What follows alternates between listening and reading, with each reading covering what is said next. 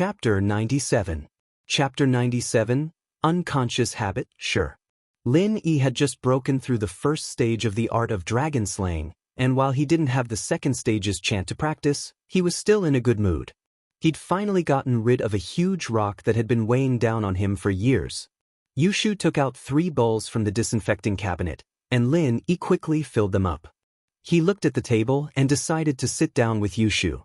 Yushu was a little weird, but Lin Yi felt that she was much easier to get along with than Miss Chu. Plus, the two of them had a secret in common, and while it wasn't something they could use against each other, it had improved their relationship a lot. Meng Yao and Yushu were quiet as they ate their porridge, but Lin Yi couldn't care less. He'd learned proper dining etiquette, but Lin Yi couldn't be bothered to follow it at home. Time was precious back in Africa after all, and there was no time to eat like a gentleman. Even the female members of the squad would finish their food in 2 or 3 bites, or there was no telling where the enemy's rocket launchers would come from. Eating so fast, aren't you afraid of choking to death? Meng Yao curled her lips as she watched Lin Yi walk back to his room after finishing 2 bowls of porridge. She and Yushu hadn't even finished their porridge yet, and they'd only finished half of it. Guys eat fast, Yushu said nonchalantly. My brother eats this fast when he comes home, too. Meng Yao nodded. She knew that there were rules in the platoon too. What if the enemy showed up on the battlefield? But Lin Yi hadn't been a soldier before, so why was he eating so fast? Lin Yi, on the other hand, didn't have the time to listen to the 2 girls commenting on his eating speed. He was thinking about when he'd deliver the medicine to Huaijuan. Lin Yi had wanted to deliver it today, but Yushu had asked him to go shopping with them, so he couldn't go. Forget it, he'd think about it when he had the time. Huaijuan wasn't going to die anytime soon anyway, and he still had the painkiller prescription he'd given him last time. Lin Yi took out the bank card Faubert had given him when he got back to his room. Lin Yi was planning on buying a laptop, and it'd be much easier for him to search for information. A lot of medical stuff could be downloaded from the internet, and Lin Yi wouldn't have to waste time going to the bookstore. Before he left, Lin Yi changed the dressing on his leg, applying a layer of the medicine he'd made yesterday. He didn't have to go to the hospital to change the dressing today. After all, that tough nurse from yesterday was too much for him to handle. His medicine was a lot more effective than the normal medicine the hospital gave him, too. He looked around the room, there wasn't much left for him to bring, so Lin Yi walked out of the room to see Meng Yao and Yushu already dressed up. They were wearing the exact same dresses, and even their hairstyles were similar. They were carrying the same bags, and they looked like sisters. The 2 were dressed more brightly than they usually did in school. There were too many flies in the school, and the 2 had to keep a low profile on purpose. It was the weekend, though, and there wasn't much to say when he went shopping. You're wearing this? Yushu pointed at Lin Yi's uniform, her mouth agape. She'd seen Lin Yi go back to his room after eating, and she'd thought that he was going to change his clothes. She hadn't expected him to still be wearing his school uniform. What's wrong with it? Lin Yi thought that the uniform was pretty good, and the quality was impeccable. As expected of the best school in the city, even the high-end brands couldn't compare. Do you think what you're wearing suits us? Yushu giggled at Lin Yi's matter-of-fact look. Meng Yao, however, thought of something else. Lin Yi, didn't Faubert give you anything else other than your school uniform? Nope. Lin Yi shook his head. And the clothes I wore when I came. When you came? Meng Yao remembered Lin Yi's look at that time, the white singlet that was starting to turn yellow, and the yellow tattered pants. It was enough to make her faint. Forget it, you can wear this. Get me 2 more decent outfits later. Even if you're my follower, you still need to look presentable. Meng Yao would just buy him 2 outfits later. The one he was wearing now was a little weird, but it was a lot better than his own. Yeah, I'll follow you guys from afar. No one will know that we're together. Lin Yi nodded understandingly. Meng Yao's face froze. Who told you to follow them from afar? Going out together means going out together. What was the point of you following them from afar? Meng Yao, however, was a reserved person. She couldn't bring herself to say that out loud. She didn't know why, but ever since this Lin Yi had entered her life, everything that had to do with him would become a mess. Meng Yao couldn't help but feel annoyed. Leaving the villa, Lin Yi didn't see Faubert's Bentley. He was confused when he saw Meng Yao open the garage door with the remote control. There was an Audi S5 parked in the garage. The domestic model was A5, a bit lower profile than the R8. Lin Yi didn't expect Meng Yao to have a car of her own. Lin Yi couldn't tell that Meng Yao knew how to drive, considering how Faubert usually drove. You drive. Meng Yao threw a bunch of keys in Lin Yi's hand. I don't have a license yet. Lin Yi had never driven without a license before, but that was when he was on a mission or when he was killing people. Driving without a license was a small matter. Meng Yao frowned at Lin Yi's words. Get Faubert to get one for you. Wouldn't it be inconvenient to go shopping with us? Faubert's already doing it. He hasn't gotten it back yet. Lin Yi smiled faintly. Meng Yao had unknowingly accepted the fact that he was by her side, and she wasn't as intense as she was a few days ago when she was trying to chase him away. Now that they were talking about the future, it meant that Meng Yao wasn't as resistant as before. Then you sit in the back seat. I'll drive. Meng Yao pointed at the back seat. Lin Yi said to Lin, the S5 was a sports car with a single row of doors. The back seat could only be accessed from the front. It was a little inconvenient, but with Lin Yi's skills, it wasn't a problem at all. With a light push, Lin Yi jumped in. Chapter 98. Let me do it. What's going on? Meng Yao looked up at the long line of cars in front of her, trying to see what was going on. Shield bro, go take a look and see what's going on.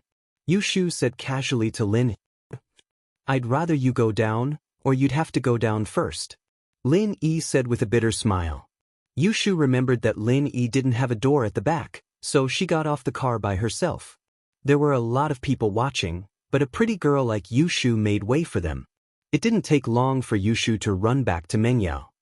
Yao, there's a car accident up ahead. I don't think we'll be able to get there for a while, right? It can't be, right? Let's find a place to park the car and take a walk. Meng Yao said helplessly after hearing Yushu's words. There's a public parking lot over there. Yushu said as she pointed at a parking lot not too far away. Shu, you're a little naughty. You think I can park there? Meng Yao said as she looked at the parking space above the car park. There was a Toyota coaster in front and a Jinbei van in the back. The two cars were huge, and the parking space in the middle was very small. Normal people wouldn't be able to park there at all. Meng Yao's Audi S5 was a little smaller, but parking there was still a lot of trouble. Parking spaces were scarce in the business district, and it was a weekend too. How could there be a parking space so easily? It would have been taken a long time ago. Then what do we do? Yushu didn't think too much about it since she wasn't driving. She looked at the parking space. It really wasn't easy to park there. Is that so? Let's park the car on the side of the road then? Meng Yao said as she started the car and parked it on the side of the road. Lin Yi looked at the big no parking sign beside the car before looking at Meng Yao, stunned. It's not like I'll lose points if I get a ticket. Faubert'll take care of it. Meng Yao said with a shrug, seeing through Lin Yi's thoughts. Lin Yi sighed to himself. The miss was the miss after all. He thought she was different from the other rich kids, but they all had one thing in common. Money didn't matter. I'll do it. Lin Yi said as he took the keys from Meng Yao's hands, getting into the driver's seat. Hey, what are you doing? You don't have a driver's license, do you? Meng Yao was caught off guard, and Lin Yi grabbed the keys from her. Cars parked illegally will be towed. Lin Yi pointed at the fine print at the bottom. Don't you see what it says? I'm afraid if you stop here, we won't be able to go back. With that, Lin Yi didn't wait for Meng Yao to reply. He started the car and stepped on the gas, speeding towards the public parking lot on the left side of the road. Lin Yi abruptly turned the steering wheel back just as the car was about to reach the parking lot, pulling the handbrake and turning the steering 5 meters and 180 degrees. The car drifted beautifully, neatly into the parking lot. Lin Yi had seen a video on the internet about snatching parking spaces. He thought it was interesting, so he found a broken car to practice it twice. Ah! Meng Yao thought that her car was done for as she watched the car spin on the ground. She was just regretting letting Lin Yi take the keys when she realized that the car was parked properly in the parking spot she'd been waiting for. Drifting. Yao sis, did you see that? It's really drifting. Shield bro knows how to drift? Yushu exclaimed excitedly. Didn't he say he doesn't have a driver's license? He's lying. Meng Yao was a little envious of Lin Yi's drifting skills, but the fact that he didn't have a driver's license pissed her off. What a liar. She'd been his driver for half a day for nothing. He was so good, and he said he didn't know how to drive? Meng Yao remembered that Lin Yi didn't say he didn't know how to drive, only that he didn't have a license. Lin Yi got out of the car under the shocked gaze of the toll collector. He gave him 5 kuai before locking the car and running over to Meng Yao and Yushu. Done. Lin Yi handed the keys back to Meng Yao. Hey, you didn't damage my tires, did you? Meng Yao mumbled. Huh. Lin Yi smiled. Shield bro, you know how to drift? When are you going to teach me? Yushu was very curious about how Lin Yi had parked the car. We'll talk about it when you get a car. Lin Yi said perfunctorily. Drifting wasn't something that could be taught. He'd learned it after watching the video twice, but that was based on his agility, coordination with his body. One wrong move, and the car would be in trouble. Oh, I have a car, it's in my garage. You can teach me when we get back. Yushu said excitedly. Waff. Lin Yi blinked. He didn't expect Yushu to have a car as well. All right, I'll teach you when I'm free. Lin Yi said. Meng Yao found Yushu's begging to be a little shameless. What right did she have to do that? He was just a shield her dad had hired. Did she really have to do this to get him to teach her something? Hey, you have to teach me. My daddy's paying you. All right, I'll ask Mr. Chu if I can teach you guys drifting. Lin Yi nodded with a smile. Meng Yao was pissed. Why did it seem like this guy treated Shu better than him? Meng Yao's heart ached at the thought. She was the miss here, all right? Let's go, Yao Yao. Let's go shopping first. Yushu wasn't in the mood to watch Lin Yi and Meng Yao fight. It wasn't easy for them to go shopping today. Of course, they had to buy more stuff. 12th graders didn't have much time to waste. Even girls with high IQ like Meng Yao and Yushu couldn't be careless. After all, there were quite a lot of people with high IQ. Meng Yao thought about it and agreed. It was rare for them to go out. She was a little bored, but she didn't bother with Lin. She held Yushu's hand and walked forward. Lin Yi chuckled and followed the two. When they reached the scene of the car accident, Lin Yi glanced at it casually and paused. He furrowed his brows, lifted his leg and walked quickly towards the crowd. Lin Yi wasn't a nosy person, but he couldn't just ignore what happened today. There was a familiar face at the scene of the car accident. It was Wang Xinyan, who he met on the train. She was standing next to a red sports car with a helpless face. She was holding a phone and standing there anxiously. Beside her, there were 2 middle-aged men and women pointing at her and saying something. Chapter 99. Meeting someone familiar. Meng Yao wasn't too happy to see Lin Yi squeezing his way to the scene of the accident. He wasn't a cop, so what did it have to do with him? Shield bros going over. Let's go take a look? Yushu felt that Lin Yi must have something interesting going on. She grabbed Meng Yao's hand, wanting to follow Lin. I'm not going. You go by yourself. Meng Yao's anger towards Lin Yi hadn't subsided yet, and it was only natural that she wasn't happy to see him meddling in other people's business. Oh, never mind then. We'll go buy some clothes. Yushu looked at Lin Yi longingly as Meng Yao dragged her towards the mall. Shield bro won't be able to find us later, right? Don't we have a car? Just wait for us by the car if you can't find us. Meng Yao had a reason to be pissed off. There was a pretty girl standing at the scene of the accident, and Meng Yao, naturally, had seen her. Seeing Lin Yi charging at a pretty girl like that was a huge blow to Meng Yao's self-esteem. He lived with her every day, and yet he was always thinking about other girls. What kind of person was this? Was her charm level that low? It was Lingshan a few days ago, and now it was this unknown girl. Miao's face darkened even further when she saw Lin Yi talking to the pretty girl. It seemed like they knew each other a long time ago. No wonder he was so enthusiastic. Yushu, naturally, didn't know what Meng Yao was thinking about. Did she have to be this angry? Could it be that Yao Yao had been having that for the past 2 days? Why else would her temper be so weird? Yushu thought evilly. Yes, it was possible, it was very possible. She needed to get a thorough checkup tonight. The scene of the accident was surrounded by 3 layers of people, but it wasn't hard for Lin Yi to squeeze his way in. Make way. Unrelated people, please disperse. Lin Yi yelled as he squeezed through the crowd. Those who were squeezed by Lin Yi and wanted to complain shut their mouths subconsciously when they heard Lin Yi's words. They took the initiative to make way for Lin Yi. They regarded Lin Yi as a traffic policeman or a hospital worker who handled the scene. Otherwise, who would say such a thing? Lin Yi squeezed his way in just in time to see the middle-aged woman pointing a finger at Xinyan's nose and yelling, "I'm telling you, if anything happens to my dad, you'll be going to jail."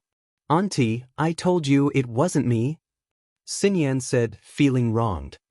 "This is the business district. I'm not even going 30. It was this grandpa who fell in front of my car. I didn't even touch him before I slammed on the brakes." "If he fell right in front of your car, who else could it be but you? I'm telling you, this isn't over." The middle-aged woman glared at Xinyan. "Why are the ambulances in Songshan so slow? Do you want to quit your job? Hubby, give their mayor a call?" "All right. Stop arguing." The middle-aged man glared at the woman. "What are you arguing about? Dad's mental illness is acting up. It has nothing to do with this girl. Stop making things difficult for her." "She's so pretty that she doesn't even care about her own father?" The middle-aged woman didn't care about Xinyan anymore. She pointed a finger at the middle-aged man and started arguing.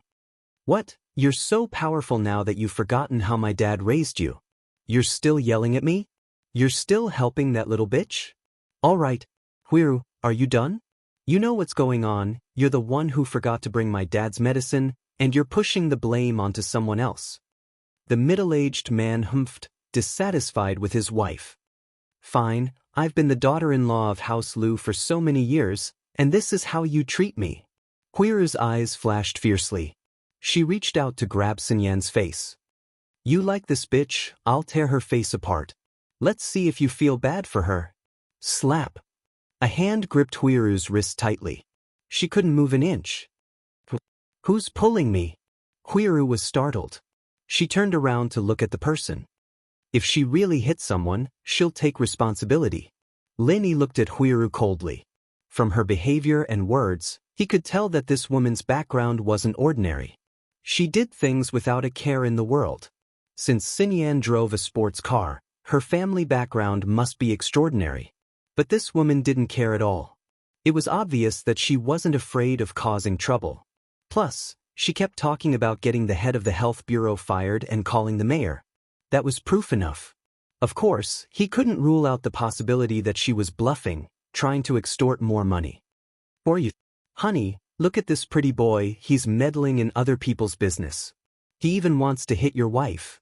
Lu Tianyi, are you going to do something about this?" Huiru shouted again. "All right, little brother, this has nothing to do with you. Don't get involved. Let go of her. You'll have to bear legal responsibility if you hit someone." Lu Tianyi frowned at Huiru's shouting. He turned to Lin. "Hit someone? I'm just stopping her from hitting someone." Lin Yi laughed coldly, but he still let go of Huiru. He wasn't afraid of anyone. But he was on a mission right now.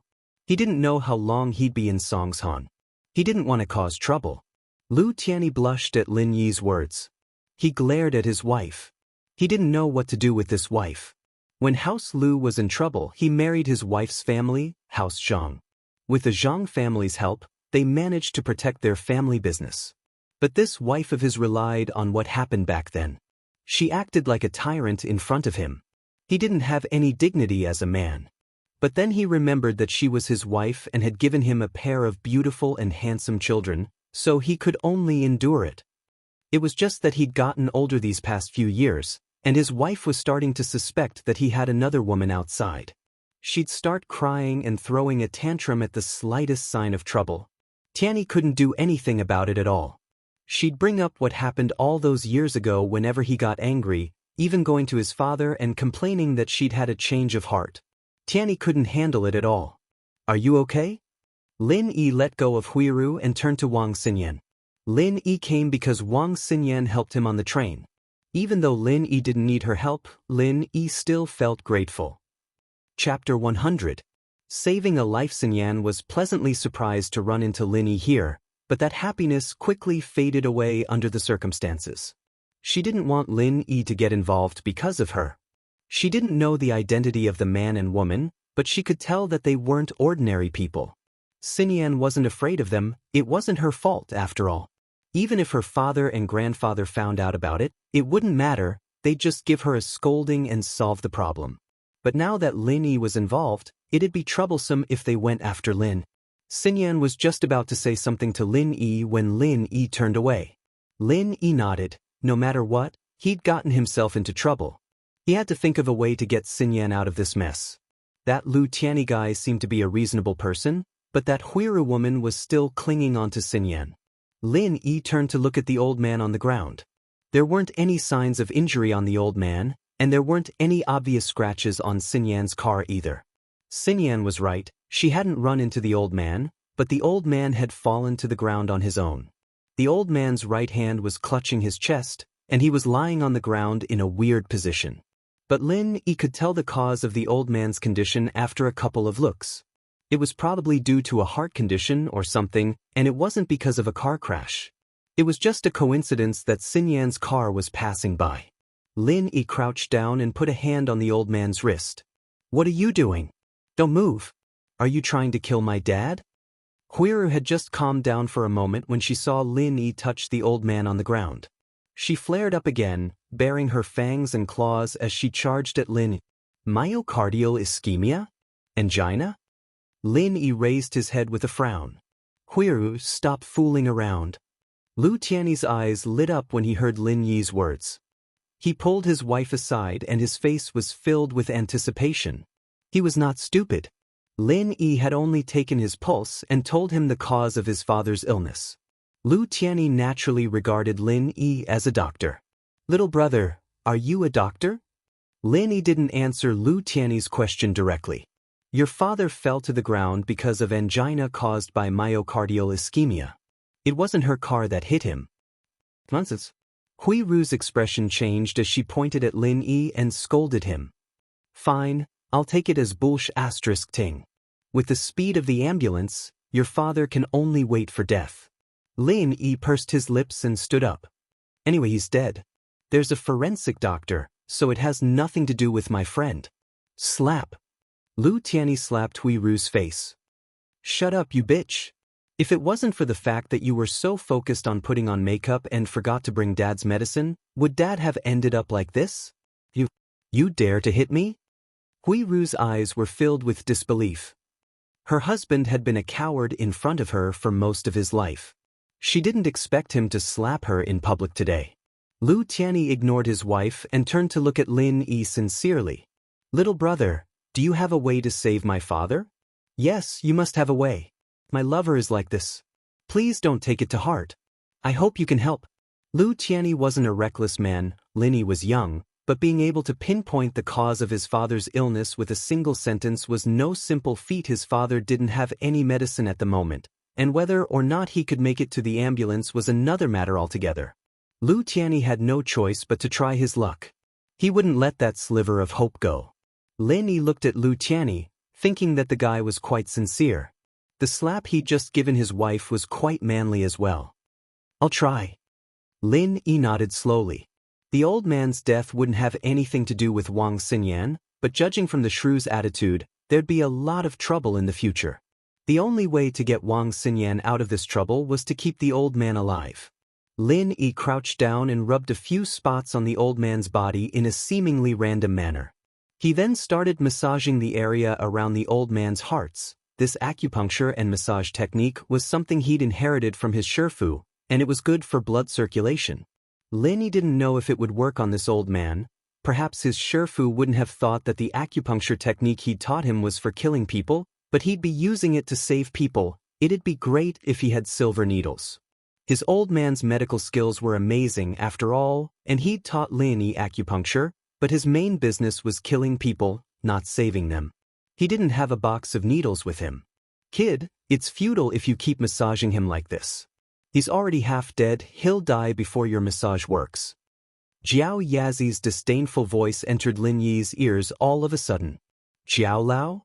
You have a solution? Lin Yi was overjoyed. In truth, Lin Yi was a little worried as well. Old Lin's medical skills were excellent, but there were a lot of emergency treatments that required needles, and it depended on the symptom as well. Lin Yi would have been able to save the old man if he'd only just started acting up, but it had been half a day now, and Lin Yi had no choice but to give it a shot. You've been practicing the art of dragon slaying for nothing, haven't you? Jiao Yazi humphed coldly. You only need to take a small amount of the energy you absorbed and put it into the old man's heart, allowing it to recover and strengthen its blood supply. You'll be able to improve his condition. Put it in directly? Lin Yi was dumbfounded. This was something he'd never thought of. He'd thought that the energy he absorbed was only useful to him because he practiced the art of dragon slaying, and this energy was useless to others. He hasn't practiced the art of dragon slaying, so will this energy be effective on him? Lin Yi knew that this kind of energy had a very significant effect on strengthening the body's tissues and functions, but would it be of any use without the Kunlun chant? He hasn't practiced it, so he can't absorb the energy himself, but he can receive the energy you give him, Jiao Yazi explained. Kid, don't tell me you don't even understand such a simple principle? This. Lin Yi's face reddened. He really didn't understand this. Old Lin didn't know the art of dragon slaying either, and he'd been practicing it all by himself without anyone to discuss it with.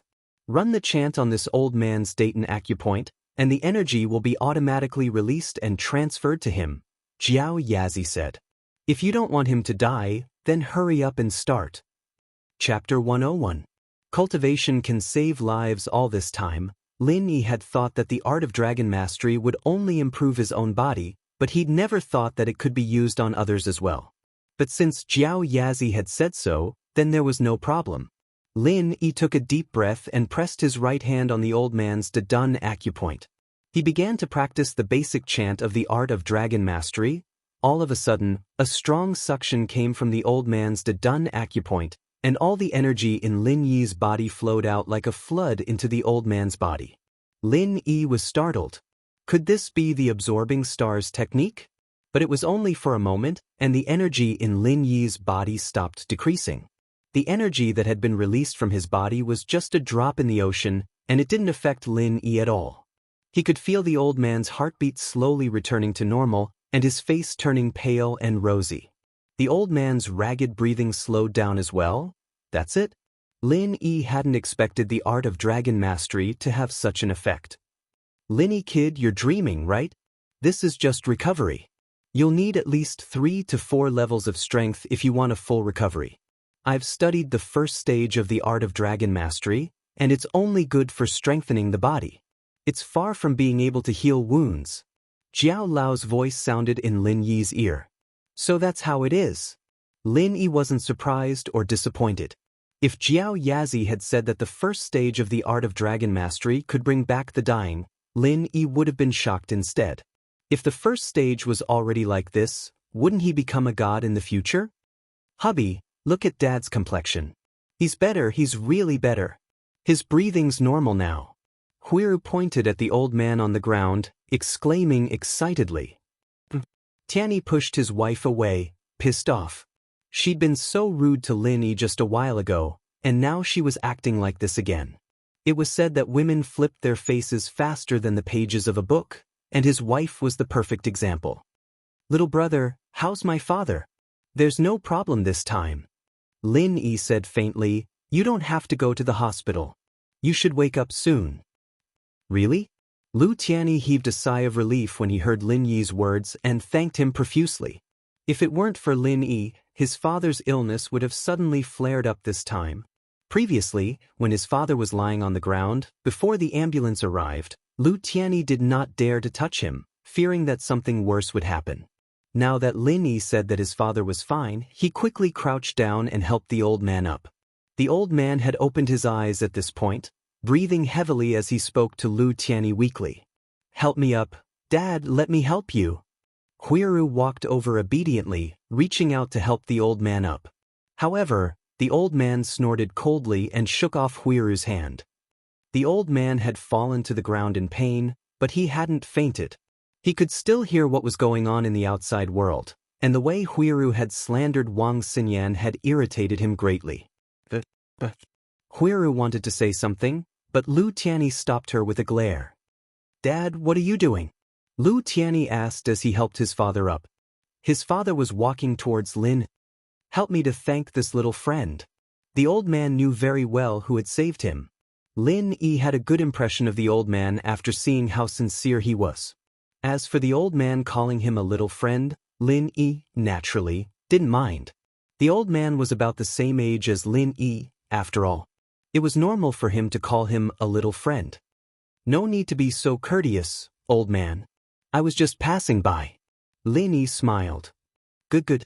The old man's complexion had recovered quite a bit. The pain was only temporary, and he'd be back to normal once he recovered. "You saved this old man's life, but you're not arrogant or rash." "Good, Tianyi, remember this little friend's phone number. You must thank him for today." "Yes, Dad." Lu Tianyi turned to look at Lin. Lin Yi had heard his father's words as well, so Lu Tianyi didn't have to repeat them. "There's no need to thank me. I just want my friend to leave," Lin Yi said faintly. Lin Yi didn't really care about that. Lin Yi was a young man with a high salary now, and he didn't lack money. The main reason he'd helped was to get Xinyan out of trouble. Lu Tianyi's face reddened at Lin Yi's words. He glared at Huiru again before turning to Lin. "Little brother, I'm really sorry, but don't lower yourself to a woman's level. This has nothing to do with your friend. She can leave any time she wants." "Ha!" Lin Yi smiled. "Old man, there's no need for that. I'll be leaving if there's nothing else. Take care of yourself." "Good job, young man." The old man, on the other hand, looked at Lin Yi with admiration. "Just looking at your little girlfriend's car, this old man knows that you're not someone who needs money. How about this? I'll cut to the chase. Tianyi, give this kid my private number. Young man, give me a call when you get the chance to visit Yanjing. I'll take care of you myself." "All right." Lin Yi nodded and didn't decline anymore. Since it was the old man's sincerity, Lin Yi naturally wouldn't reject it. As for going to Yanjing, he'd been there before, but would he have the time to play? But the old man's words shocked Lu Tianyi. When had his father ever been so approachable? Especially to an unfamiliar junior? Even if he'd saved his father's life, there was no need for him to do this, was there? However, since his father had asked him to do this, he didn't raise any objections. He took out his business card and quickly wrote his father's number in the blank space behind it before handing it to Lin Yi. Lin Yi took the business card and stuffed it into his pocket without looking at it. The old man wasn't dissatisfied, but Lu Tianyi secretly shook his head. How many people wanted his father's number but couldn't get it? At this time, the sound of an ambulance finally came from afar. Actually, it had only been 20 minutes since the incident had happened. The ambulance had driven from the hospital to the downtown area, which was considered fast. "Dad, the ambulance is here. Let's go to the hospital for a checkup?"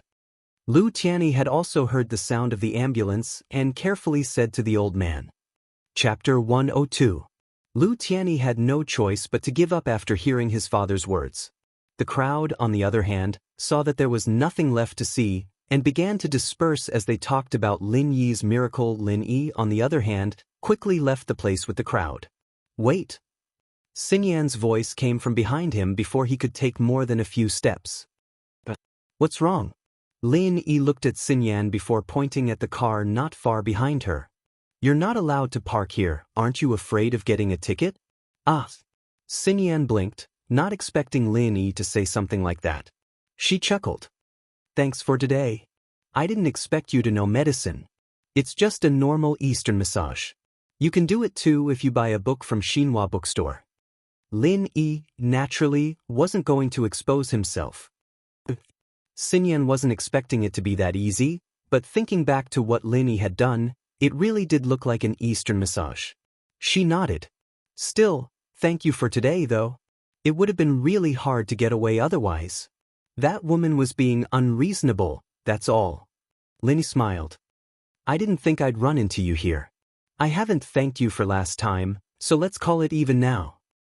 "Call it even?" Xinyan frowned. She'd finally mustered up the courage to invite Lin Yi for a meal to thank him, but Lin Yi had already put it that way.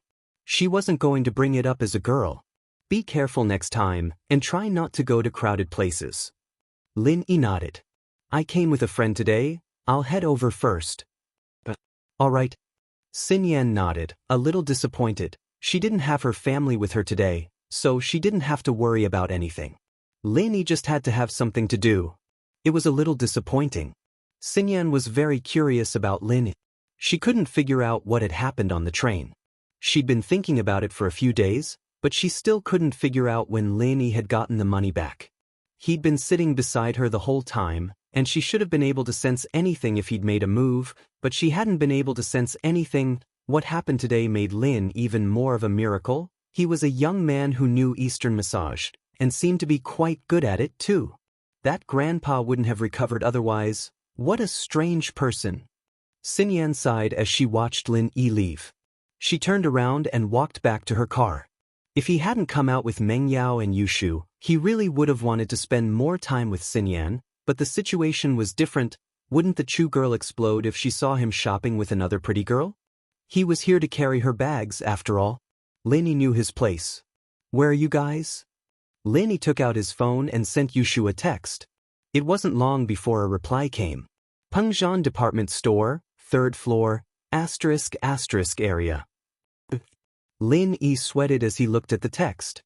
*** area? But wasn't this Pengzhan department store part of Pengzhan's business? The miss was visiting incognito? Lin Yi shook his head as he looked left and right. It wasn't long before he found the Pengzhan department store sign. He walked over quickly. The department store was quite sizable, and there were quite a number of brands inside. Some were international, some were domestic, but they were all high-end brands. There weren't even many mid-range brands. Lin Yi took the elevator up to the 3rd floor. It was a good thing that the 3rd floor wasn't just selling sex toys, there were also bedding and the like. Lin Yi sent Yushu a text telling her that he'd arrived. He waited for a while, but Yushu didn't reply. Lin Yi didn't think much of it. He thought that she was trying out her *** when someone called out. Shield bro. Over here. Lin Yi raised his head subconsciously to see Yushu waving at him from afar. What was that in her hand? It looked like a *** black ***. Lin Yi sweated. Only a weirdo like Yushu could do something like that, right? Lin Yi walked towards Yushu under everyone's shocked gazes. Lin Yi was too shameless to care about stuff like that. He'd even put on a trap for his mission back in the day.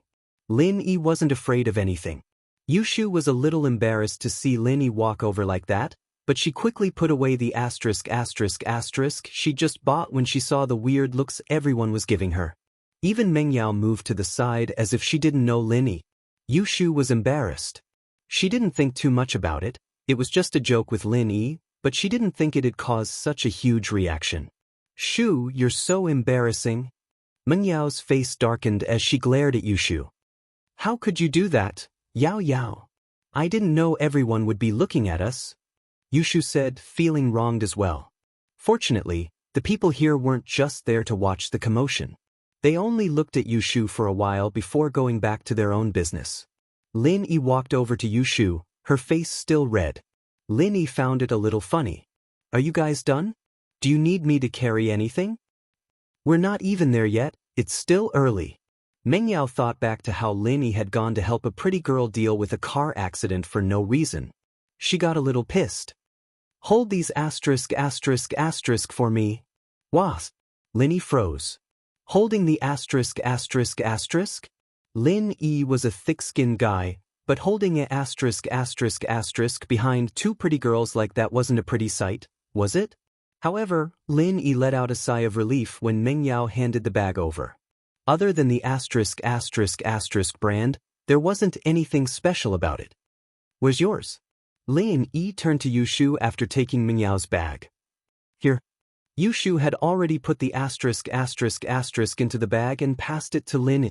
And so, Shield Bro followed the two girls from afar. When the two returned, Lin Yi had more than 10 bags in his hands.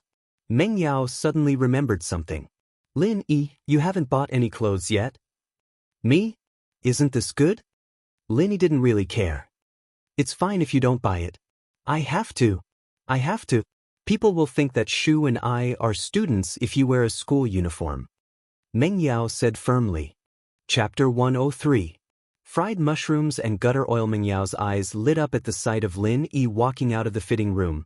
Her impression of Lin Yi had changed quite a while ago, and Lin Yi looked a lot more handsome in his school uniform than when he was a laborer. However, Lin Yi looked even more handsome in his casual clothes. She hadn't expected this guy to be this handsome. No wonder he was so popular with girls. Even Lingshan was trying to get close to him. She shouldn't have asked him to buy it if she'd known. Meng Yao thought, a little conflicted. Wow.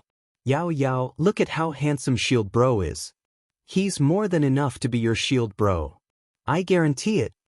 Yushu was quite surprised at Lin Yi's change as well. It seemed that clothes made the man and bark made the tree. How about it? Lin Yi picked out 2 casual outfits.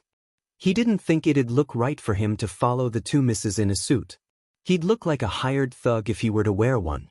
So ugly, Meng Yao said with a yawn as she looked at Lin Yi with sleepy eyes. Ha! Lin Yi smiled as he looked at Yushu. What do you think? Yushu looked at Meng Yao, a little troubled. She felt a little guilty all of a sudden. Because. All right then, Lin Yi said as he took out the card Faubert gave him.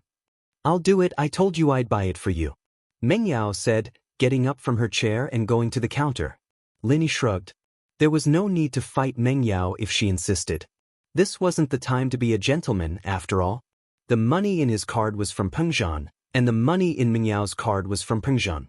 The two were essentially the same, and it didn't matter whose card he swiped. We're done. Is there anything else you want? Meng Yao asked Lin Yi after swiping her card. I'd like to get a laptop, Lin Yi said after some thought. A laptop? Shoo, I thought you didn't have a laptop in your house anymore? Why don't you get Lin Yi to use it? Meng Yao was a little tired. There weren't any laptops in the mall, and they'd have to walk quite a distance to get one. Sure. Yushu didn't really care.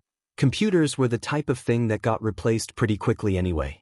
She was staying at Meng Yao's house for the time being, and she'd probably get a new one when she moved back home. She might as well give the computer to Lin Yi for now. Lin Yi didn't have any objections since both Meng Yao and Yushu said so.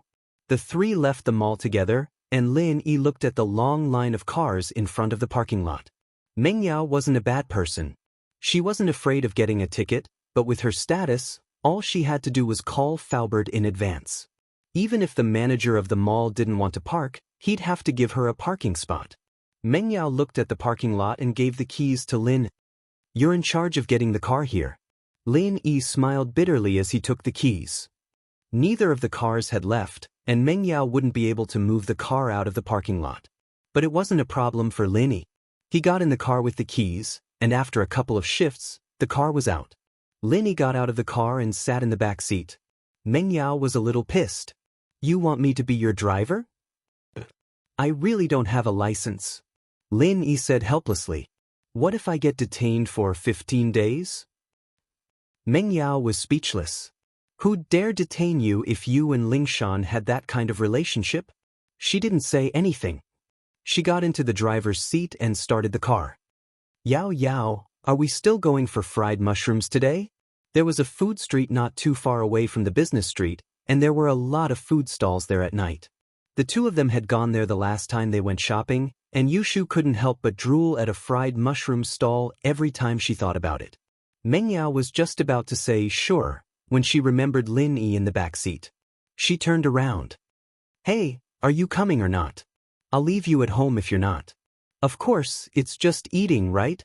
I'm good at it. Lin Yi nodded seriously. Meng Yao didn't know what to say. There were all sorts of things in this world, but she'd never seen anyone boast about being an expert in eating like this. Meng Yao wanted to ask if this guy was good at taking a shit as well, other than eating.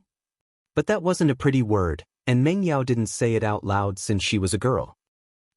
Shield bro, we're really kindred spirits.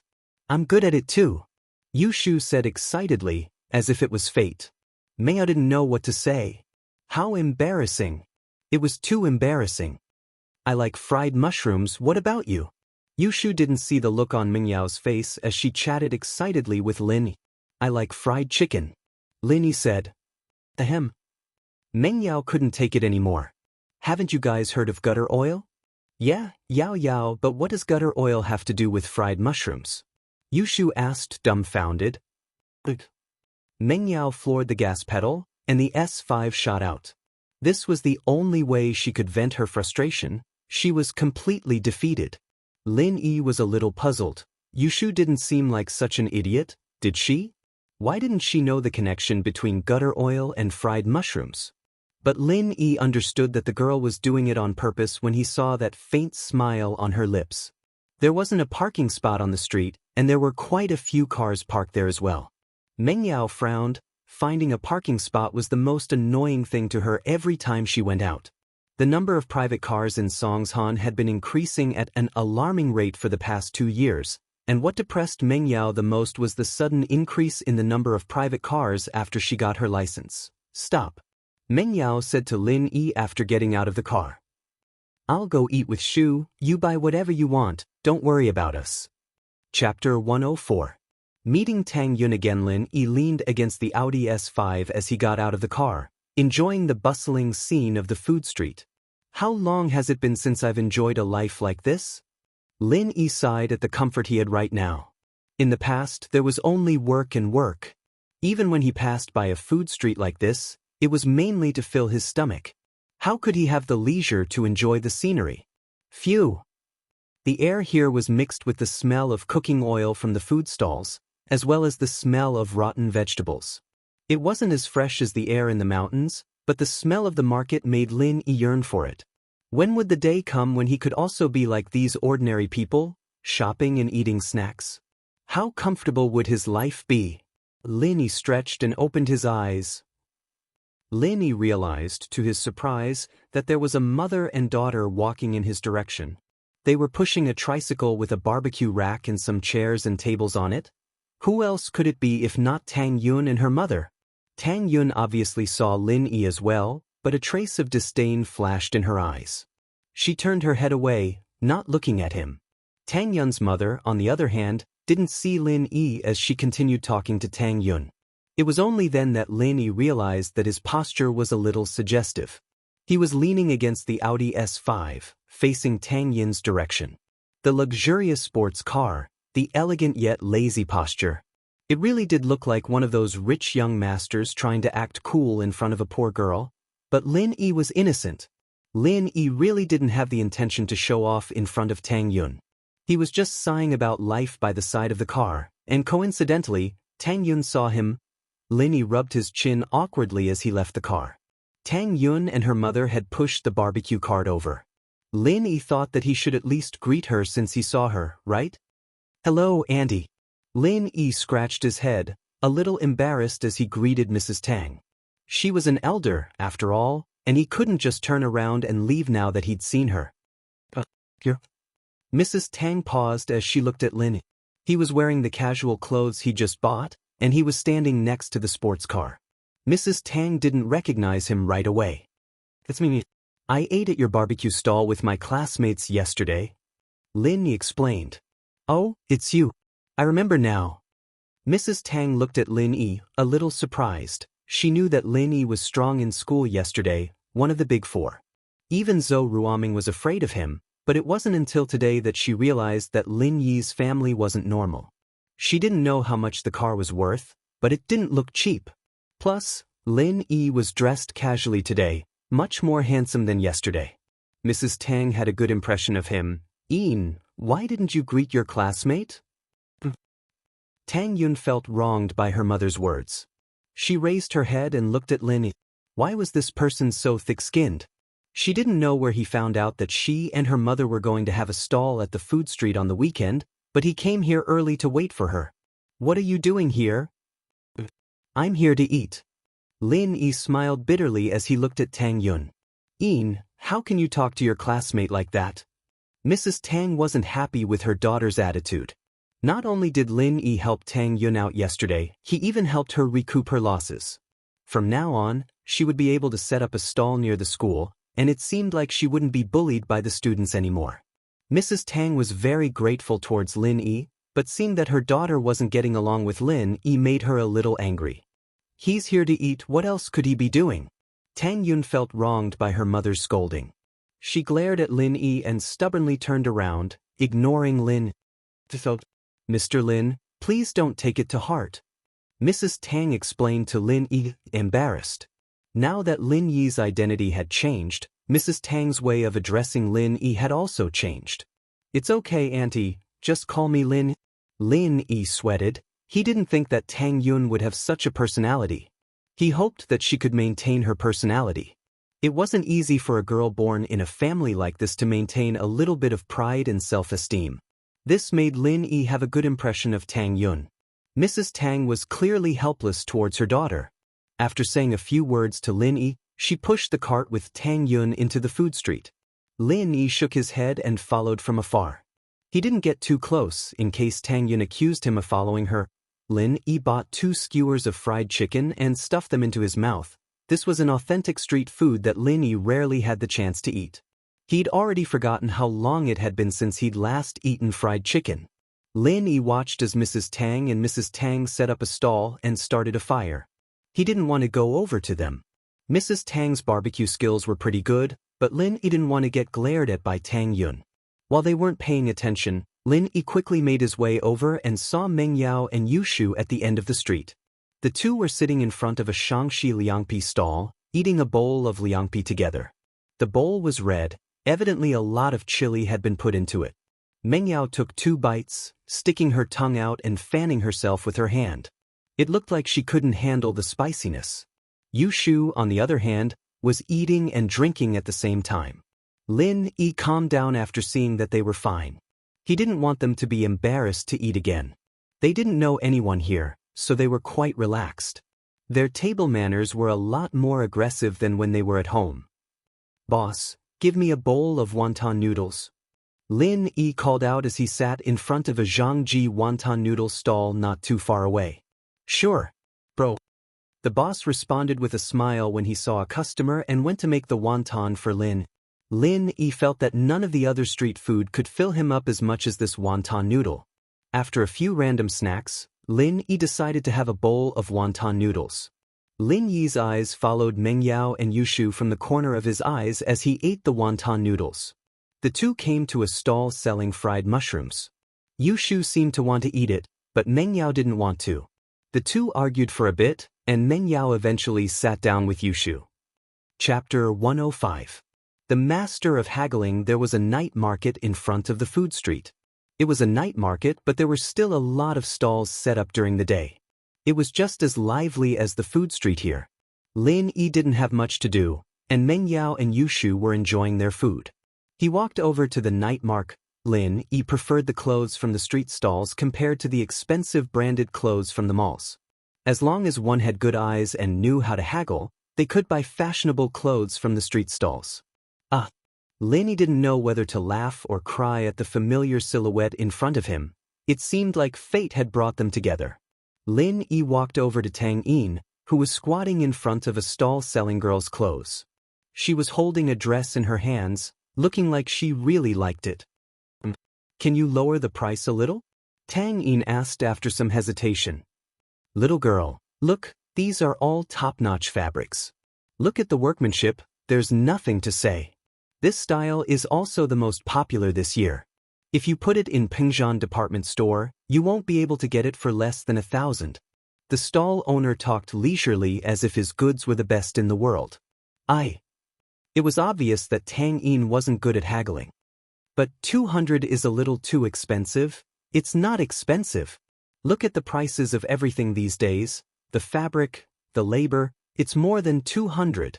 200 is the price I used to pay before, and now that the price has gone up, I'll have to raise the price in the future." The stall owner continued praising his goods. "I'm from the food street over there. Can you lower it a little?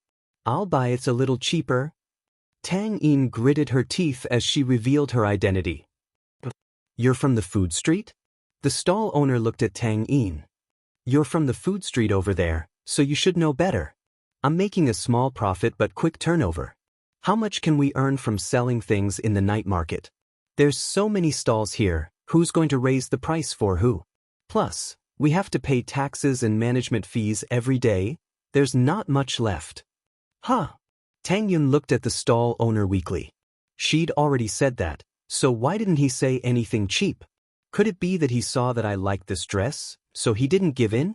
This person was really hateful. Lin Yi shook his head. With Tang Yun's way of haggling, it would be strange if she could kill them. Perhaps he would have to help her out. Tang Yun's family situation wasn't very good, and he could tell that.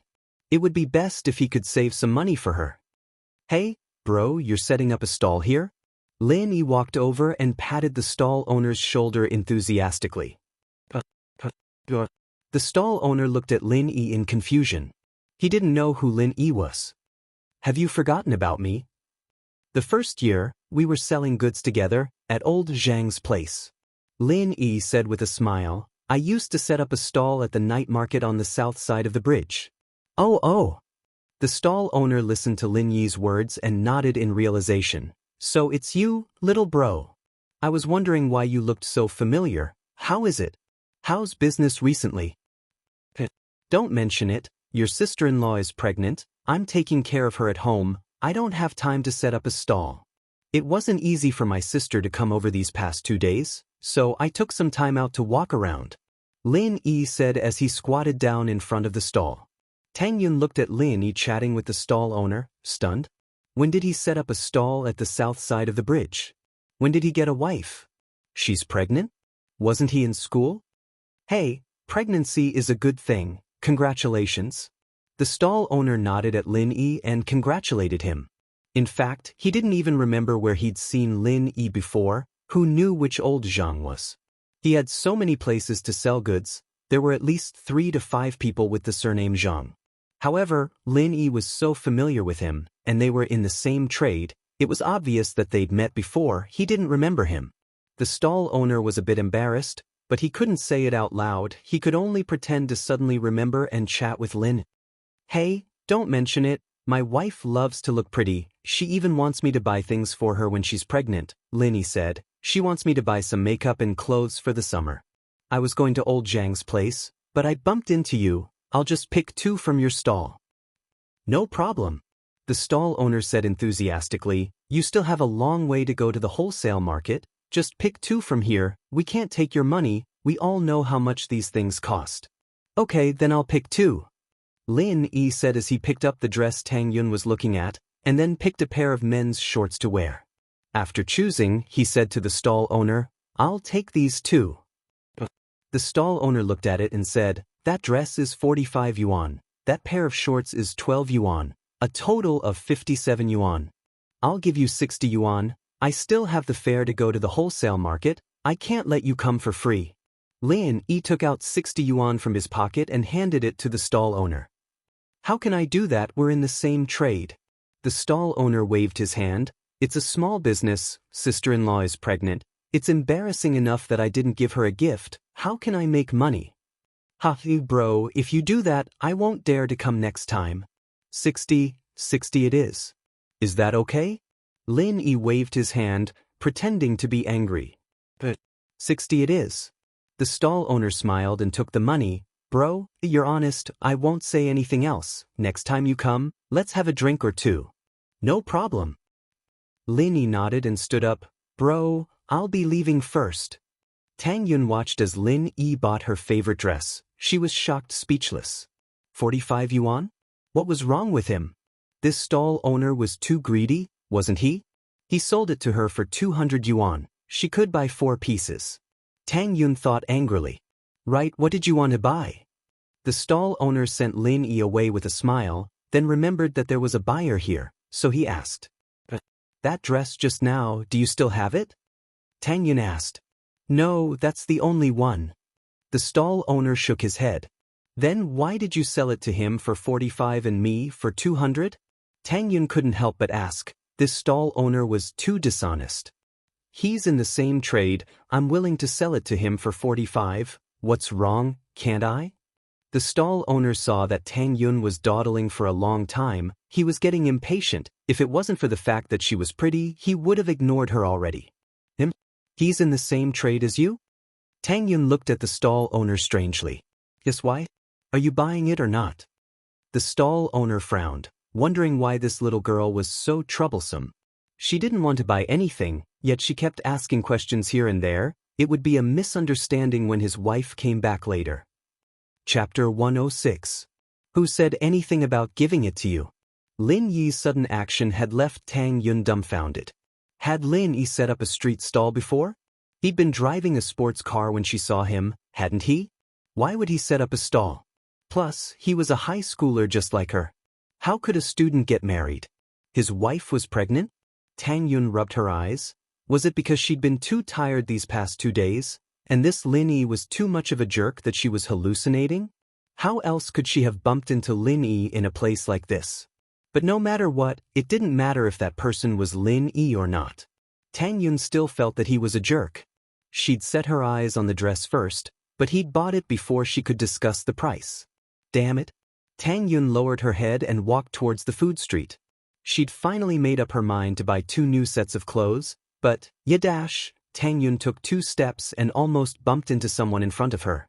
She jumped back subconsciously and looked up to see Lin Yi standing in front of her with a smile on his face. What are you doing here? Trying to scare me? Here's the dress. Lin Yi handed the dress to Tang Yun. You're not buying it for your wife? Tang Yun frowned, not understanding what Lin Yi was getting at. It's just a way to haggle. I don't have a wife, I'm just trying to get the price out of him. Lin Yi shrugged.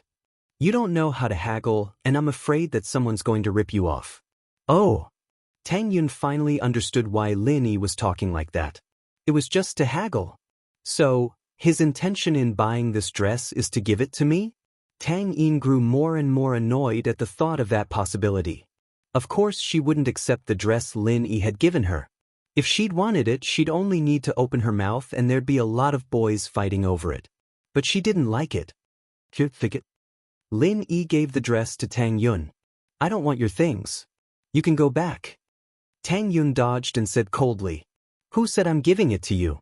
Give me the money. Lin Yi didn't know whether to laugh or cry. 45. HM? Tang Yun froze. She didn't expect Lin Yi to ask her for money all of a sudden. Didn't he want to please her and buy it for her? Why is he still asking me for money? Was he just toying with him? Tang Yun's heart ached at the thought. She wanted to leave and ignore Lin Yi, but she hesitated. This dress was something she really liked. She had the urge to buy it when the guy said that it wasn't a penny cheaper. Tang Yun had the urge to buy it. Although this dress was given to her by Lin Yi, she bought it with her own money. It shouldn't have anything to do with him. Yes, she bought it with her own money. What did it have to do with him? With that thought, she took out her wallet from her pocket. There was only around 200 kwai in there, which was her monthly allowance. Tang Yun took out a 50 yuan bill and gave it to Lin Yi. Here. Lin Yi took the money without saying anything. He searched his pocket for a long time and took out 4 1 yuan coins. I don't have change. Can I owe you 1 yuan? Tang Yun took the coins from Lin Yi's hand and angrily took the dress. She turned around and walked away, ignoring Lin Yi. Who did I offend? Did I ruin things with good intentions?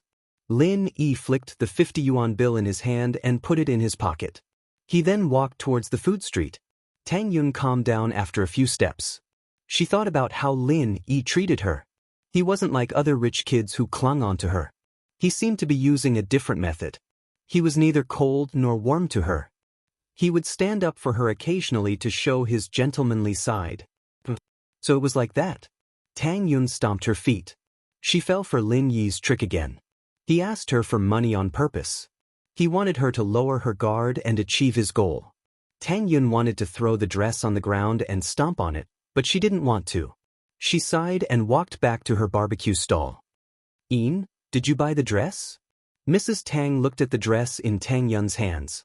It wasn't the first or second day that Tang Yun liked this dress. She'd seen it before because it was too expensive, but Mrs. Tang had encouraged her today and told her to buy it. Tang Yun finally made up her mind. Yeah. Tang Yun stuffed the dress into her bag and answered absent-mindedly. How much did you spend? Did you get the price? Mrs. Tang was busy with the barbecue stall. She didn't notice her daughter's expression. 45, Tang Yun said faintly. 45? Is this for real? Didn't the owner want 200? How did he get it that cheap? Mrs. Tang was surprised. Some annoying person helped me haggle the price. Tang Yun said angrily. All right, Mom, let's not talk about this. I'll help you. Mrs. Tang shook her head. She didn't know who Tang Yun was talking about. She should be thanking him for helping her haggle the price. Why would she hate him? Lin Yi turned a corner and went back to the place where Meng Yao and Yushu were eating mushrooms. The two had just finished eating and were getting up to pay the bill. Meng Yao raised her head to see Lin Yi walking towards her with a pair of oversized underwear in his hand. Eh? Yushu heard Meng Yao's question and raised her head to see Lin. Shield bro, where did you get a pair of underwear? Yushu asked curiously as she looked at the underwear in Lin Yi's hand.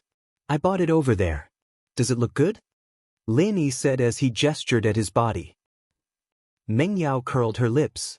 You don't look like a good person wearing it.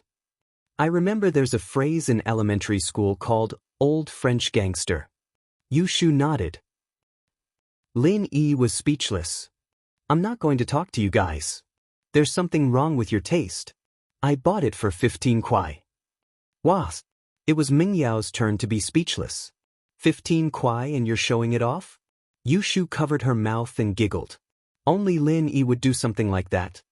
All right, let's go home. Shield bro, if you really like the underwear, why don't you put it on and show us?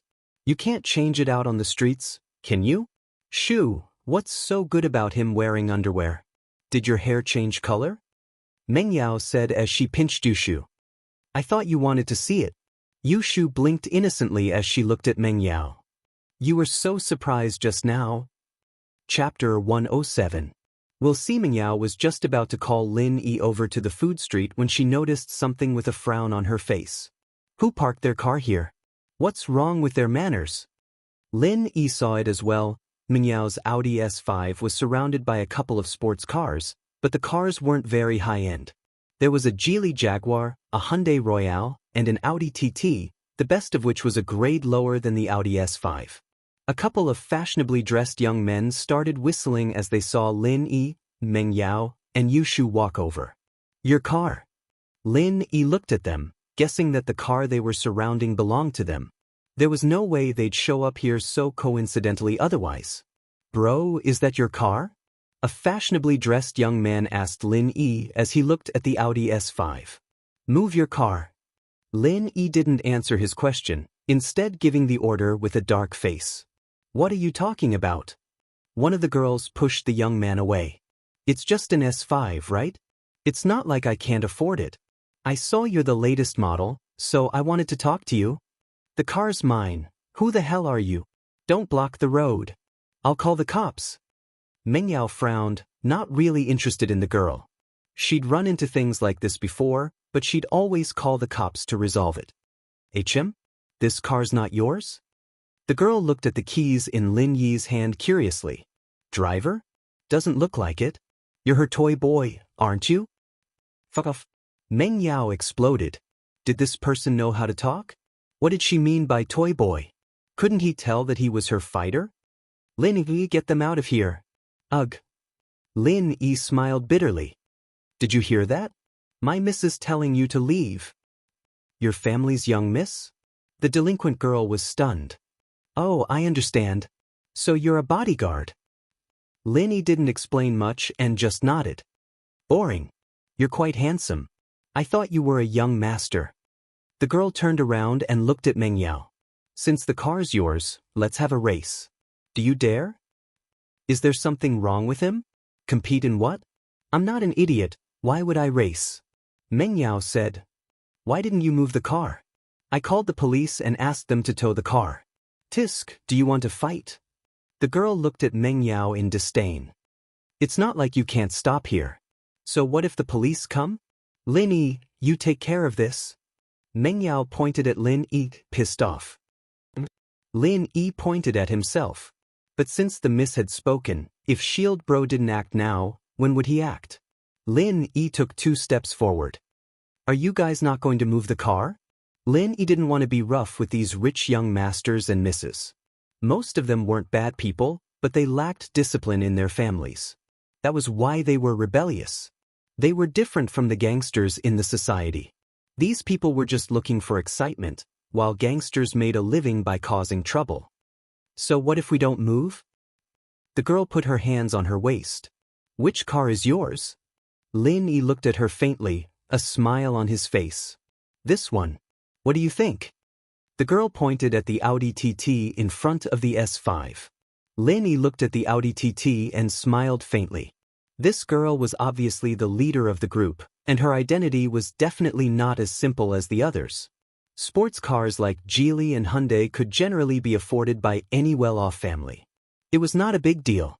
Although the lowest configuration of an Audi TT was only about 500,000 yuan, one could tell from the car's license plate that the girl's family was definitely not simple. The license plate of the Audi TT was ATT000. No wonder the girl was so arrogant. However, Lin didn't care. As long as he didn't cross the line, even if the girl's family was powerful, he wouldn't mess with her. And from the car that the girl drove, it could be seen that her family wanted her to keep a low profile. This car plate was probably bought by someone else in the family or a friend to please the girl. Lin Yi walked to the front of the Audi TT and placed one hand on the back of the car. The girl and the others quieted down and looked at Lin Yi strangely. They didn't know what he wanted to do. I say, this idiot isn't thinking of pushing the car, right? The young man who spoke before spoke. He seemed to have seen through Lin Yi's intention. Are you stupid? This car weighs a ton. The handbrake has been pulled up. Can you push it? Lin Yi didn't pay attention to him. His hand turned into a palm and quickly pushed the back of the Audi TT forward. It looked like a simple palm, but the Audi TT was directly pushed forward. With a chi sound, a row of tire marks was left on the ground. Fuck, are you serious? The young man who had arrogantly called Lin Yi stupid was instantly dumbfounded. You can push it? My car. The girl was shocked. She was shocked and distressed. She couldn't help but exclaim when she saw that her tires were damaged. However, Lin Yi didn't go overboard. She wanted to cause trouble, but she didn't have an excuse. The cause of this incident was that she had blocked someone else's car. Thinking of this, the girl looked to the young man for help. Are you fucking looking to die? How dare you touch Sister Feng's car? Do you want to die? It wasn't the first time that the young man had acted as a protector. In this kind of situation, it wasn't easy for the girl to stand out. He didn't have any scruples and jumped out directly. Sister Feng? Lin Yi was shocked. Could it be that he had encountered a legendary figure? He looked carefully at the girl's face. This wasn't Sister Feng, right? Even if she had makeup that looked like a ghost, she still looked different from Sister Feng. It was probably just someone with the same name. Lin Yi ignored him and pulled him to the side. Under everyone's shocked gaze, he pushed the modern lawns, who was blocking the S5, to the side. Although it was surprising to see him push the Audi TT from the back of the car, anyone with a bit of strength could do it. However, pushing the car from the side of the car horizontally was much more difficult than before. One could imagine the resistance. The young man wanted to say a few more words, but he saw that Lin Yi had a lot of strength. Moreover, they were in the downtown area. It was fine to cause trouble, but it wasn't good for a group fight. Therefore, he froze after saying the word. Chapter 108. Find someone to investigate him. Lin Yi didn't say anything after pushing the car, completely ignoring the delinquent as he got into Mingyao's Audi S5 and quickly moved the car out of the small empty space he'd just pushed out. The speed and precision of his maneuvering, it left everyone speechless. The empty space Lin Yi had pushed out wasn't big, just enough for a car to pass through. In other words, the distance between the cars on the left and right sides was less than 2 centimeters. It was hard for normal people to maneuver at that distance, and the slightest deviation would cause a collision, but Lin Yi had moved the car out without any effort at all, and it was so fast that it didn't seem like he'd even consider the possibility of scraping the cars nearby. A master? This guy was actually a master at driving. Xiao, the delinquent girl from before, felt her heart skip a beat. She'd thought that this guy was just someone with a bit more strength and a bit more handsome, someone who'd caught the eye of a rich young miss as a bodyguard. She hadn't expected him to be this good at driving as well. Xiao frowned. She hadn't hired a personal bodyguard herself, but she knew the market for one. Hiring a bodyguard like Lin Yi with good looks, incredible strength, and incredible driving skills. Putting aside the fact that it wouldn't be easy to hire him, even if she did hire him, it wouldn't be a small sum of money. Xiaoxiao was a little interested in the two young misses behind Lin Yi as well. She memorized the S5's license plate, planning to investigate it when she got back. Lin Yi moved the car out and didn't even look at Xiaoxiao and the others. He got out of the car and sat in the back seat. Meng Yao only now realized that Lin Yi wasn't that hateful after all. At least he'd gotten her some face today. In the past, Meng Yao would have had no choice but to call the police, but Lin Yi pushed the car to the side in no time at all, moving it out of the way. He looked at Xiaoxiao, pleased with himself, and under Xiaoxiao's murderous glare, got in the car, stepped on the gas, and drove off. Xiaoxiao was really pissed. She didn't have any bad intentions, she just happened to see an Audi S5 that was released this year and wanted to see who the owner was.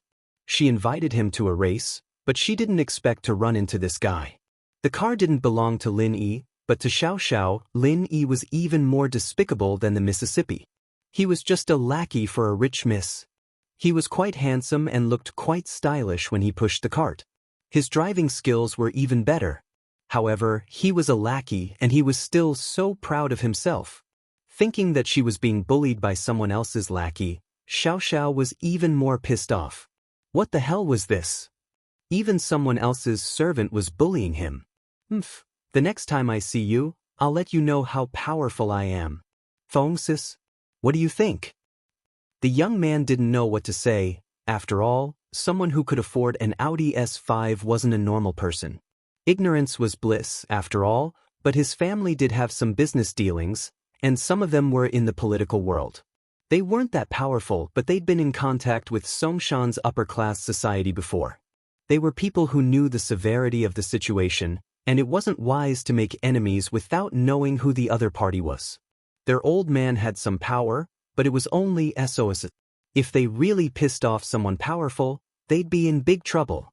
If it were a normal person, the young man would have brought his men to give Lin Yi a good beating in order to please Xiaoxiao.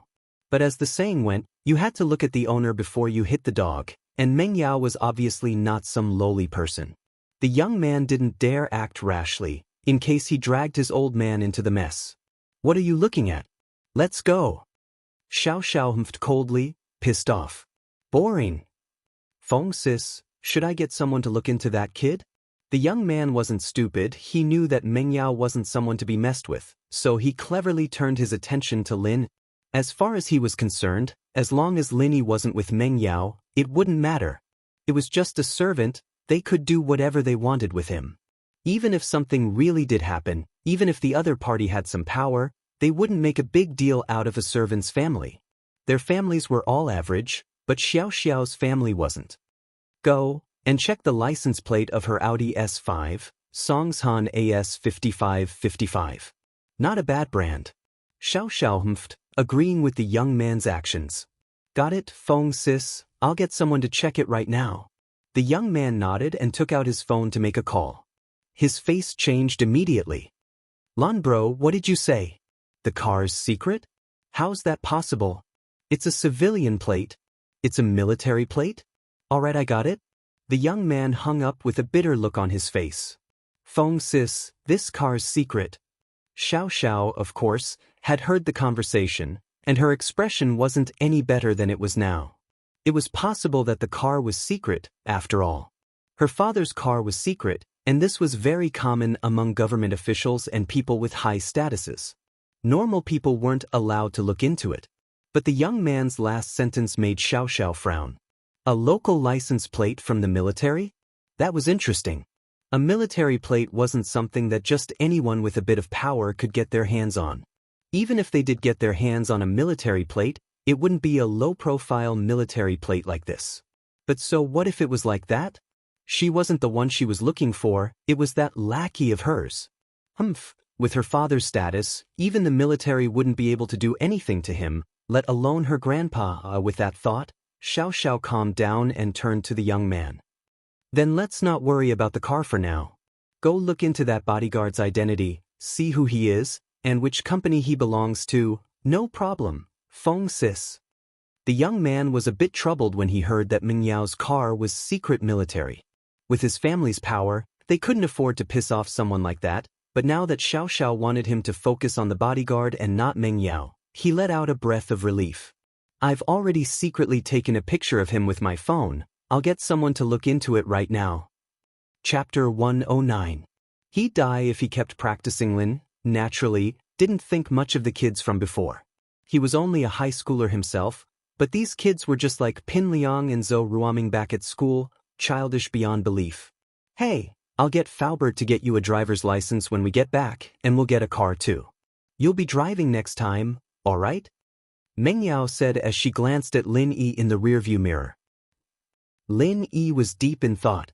He didn't pay attention to what Meng Yao was saying, assuming that she was talking to Yushu. Meng Yao was a little pissed off at Lin Yi's ignoring her. Hey, I'm talking to you. HM? Lin Yi snapped out of it. Miss, you're calling me? Of course I'm calling you. What else am I supposed to call Shu? Meng Yao was driving and didn't have the time to glare at Lin. Oh, I'd be more than happy to say yes if you called me uncle. Lin Yi said with a smirk. HM? Meng Yao blinked, realizing what Lin Yi was getting at. She slammed on the brakes in frustration. Yushu didn't react in time and almost crashed into the windshield. Yao, what are you doing? I'm sorry. Meng Yao gritted her teeth at the sight of Lin Yi and scathed. She'd wanted to stop the car and shake Lin Yi a little, but Yushu was the one who'd almost gotten hurt. Lin Yi. Meng Yao was a little pissed as she turned to glare at Lin. Did you hear what I said to you just now? What did you say? Lin Yi didn't hear what Meng Yao was talking about, thinking that she was talking to Yushu. He didn't pay much attention. It's nothing. Meng Yao didn't want to waste any more time with Lin Yi. She thought, my dad hired you anyway, you'll drive if I tell you to. I don't need to discuss anything with you. Lin Yi didn't think much of it, thinking that Meng Yao was throwing a tantrum. Meng Yao pulled Yushu upstairs with a huff when they got back to the villa. Meng Yao thought that Lin Yi was a bastard, that follower of her daddy's, and yet he was acting like that. Lin Yi naturally didn't take it seriously. She was a young lady, so it was normal for her to have a temper. She was too gentle to him, and it caused trouble instead. Today, after washing up, Lin Yi couldn't wait to fall asleep. He wanted to find Jiao Lao and ask him about energy. It was the first time that Lin Yi knew that energy could save people. He had thought that the energy in his body would only be effective for him, but he didn't expect that it could also help others. You're here? Jiao Lao was the same as yesterday, standing quietly in the Jade's virtual space. Jiao Lao. Lin Yi was a little excited when he saw Jiao Lao. Jiao Lao, what's with the energy in my body? How can it help others? Everything in this world needs energy to survive, but the way they absorb it is different. For example, humans and animals absorb energy from food, while plants absorb water and nutrients from the soil. You, on the other hand, can absorb energy from nature. Jiao Yazi explained. The energy you absorb is a little more complicated than the energy your body transforms, but it's similar in nature.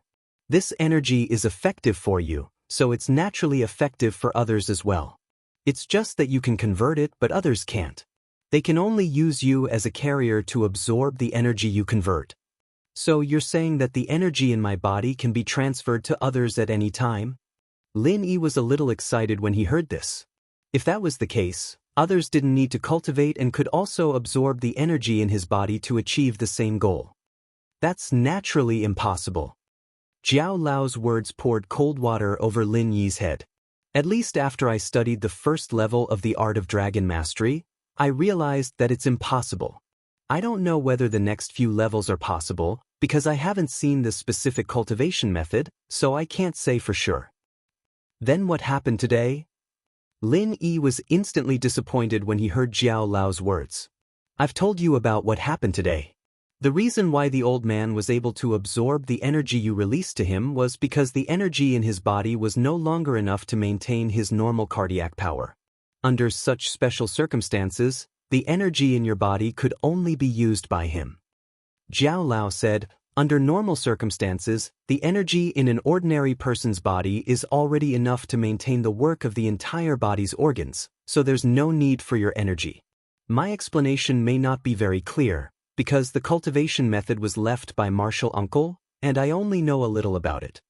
Although Jiao Lao's explanation was a little complicated, Lin Yi still understood what Jiao Lao meant. Under normal circumstances, his energy would be ineffective for ordinary people. It would only work in an emergency. In other words, only when some parts of the body have problems will the energy be effective for ordinary people? Linist. You can say that, but this effect is only to maintain the work. It's impossible to restore these damaged organs. Jiao Yazi said, "This is what I said today. It's not a problem for you to save him, but it's impossible to cure him. I have other ways to cure him. Through acupuncture and decoction of traditional Chinese medicine, he can slowly recuperate." Lin Yi didn't feel disappointed this time. As long as he could save him, it was already amazing. He just needed to maintain it first and think of other ways slowly. However, he was not related to the old man today, so there was no need for him to take the initiative to give him follow-up treatment. If he was too enthusiastic, it would make people think that he had ulterior motives. Lin Yi got the answer he wanted, so he calmed down and prepared to continue his cultivation. However, just when he entered the state of cultivation, he was interrupted by Jiao Lao. "I say, Lin Yi, what are you doing?" Jiao Lao frowned and asked. "Cultivating." Lin Yi looked at Jiao Lao with some doubts. "Can't he see what I'm doing?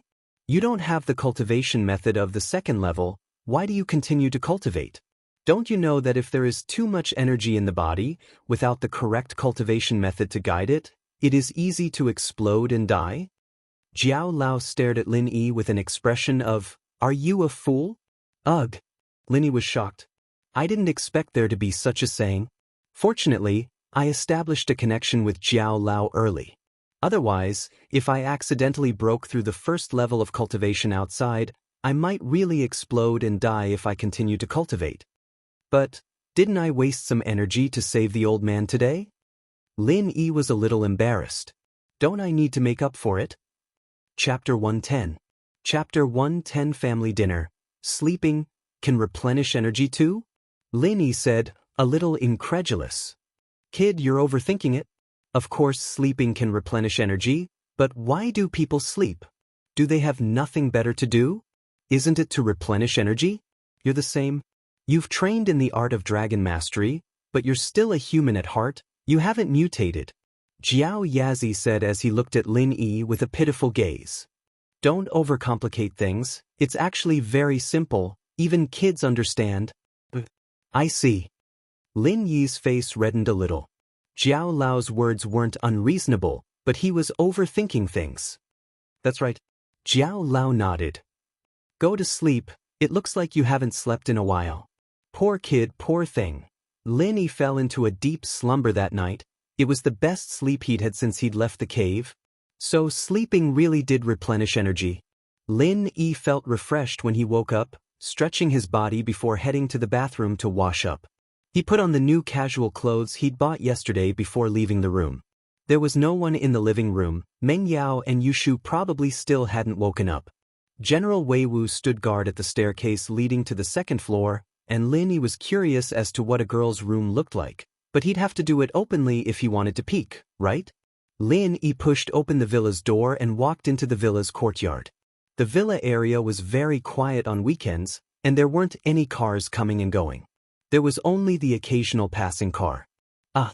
Lin Yi hadn't been standing at the door for long when he saw Faubert's Bentley slowly drive over and stop in front of the villa.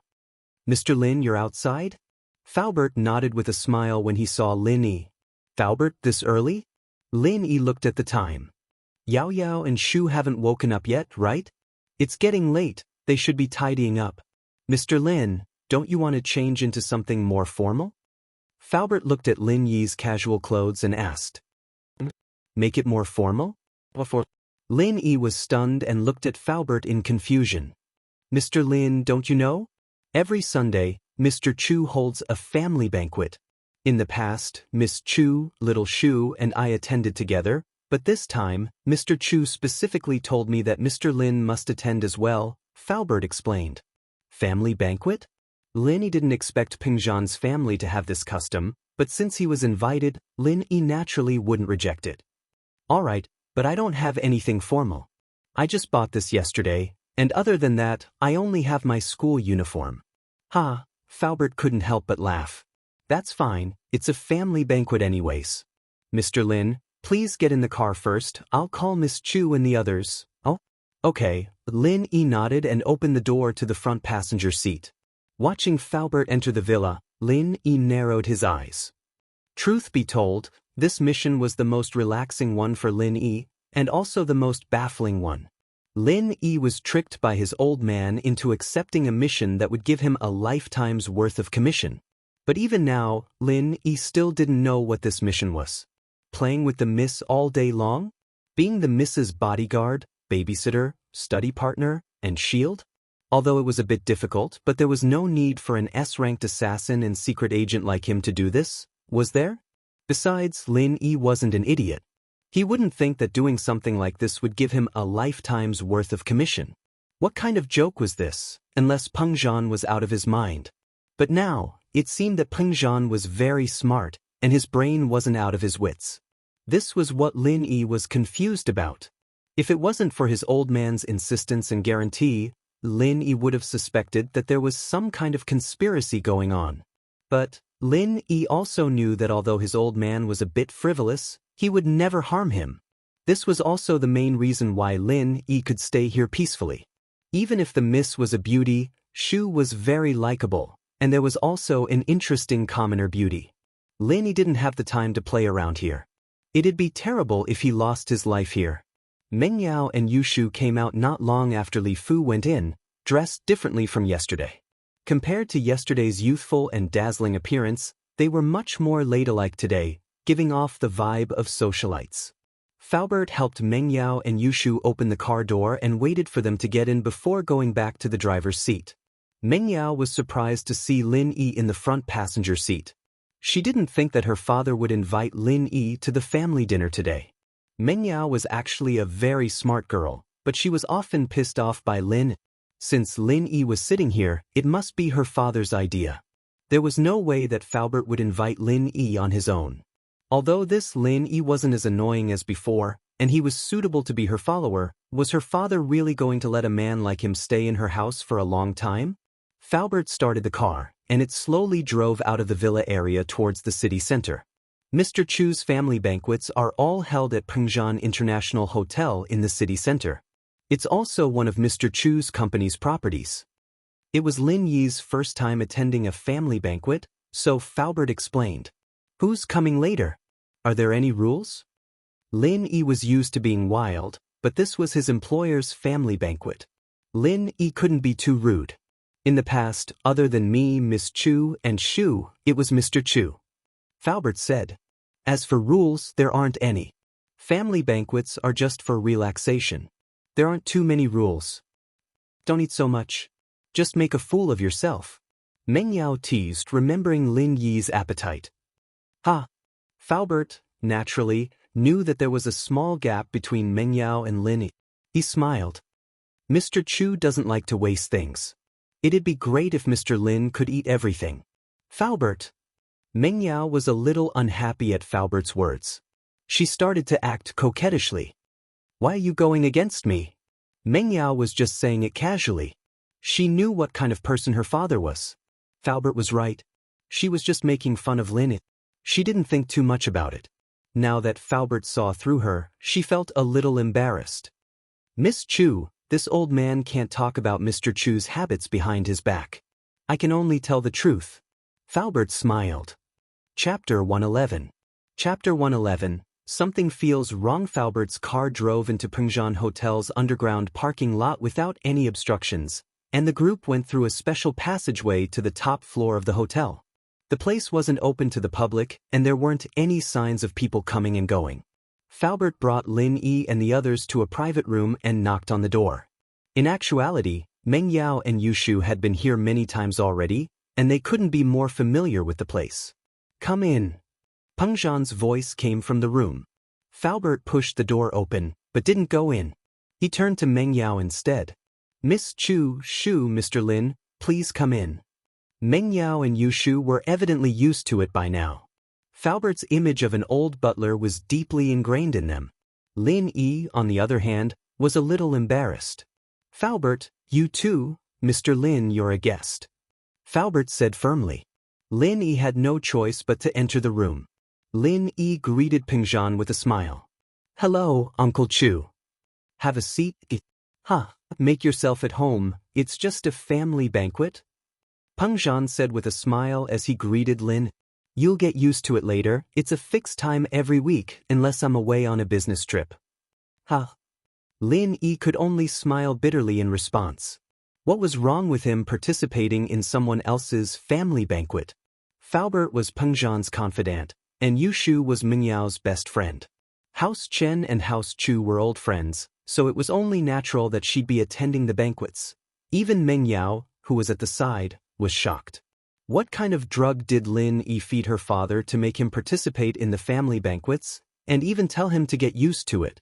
Didn't that mean that Lin Yi would have a part in the family banquets every week? Meng Yao had accepted Lin Yi's existence in her heart, but she still couldn't take it lying down.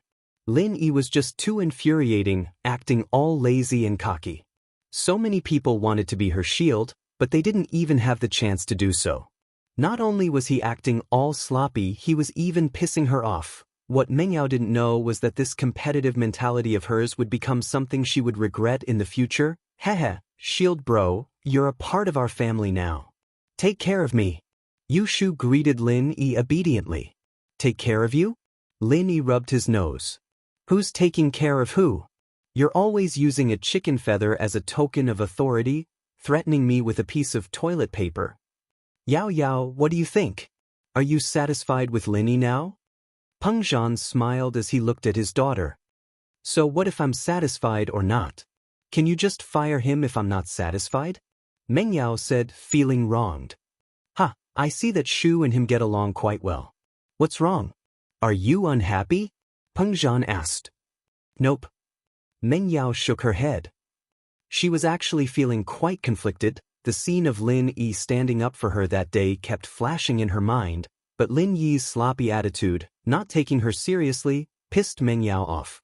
It was as if he was treating Shu better than he was treating her, and that was what Meng Yao hated the most. But was she that bad?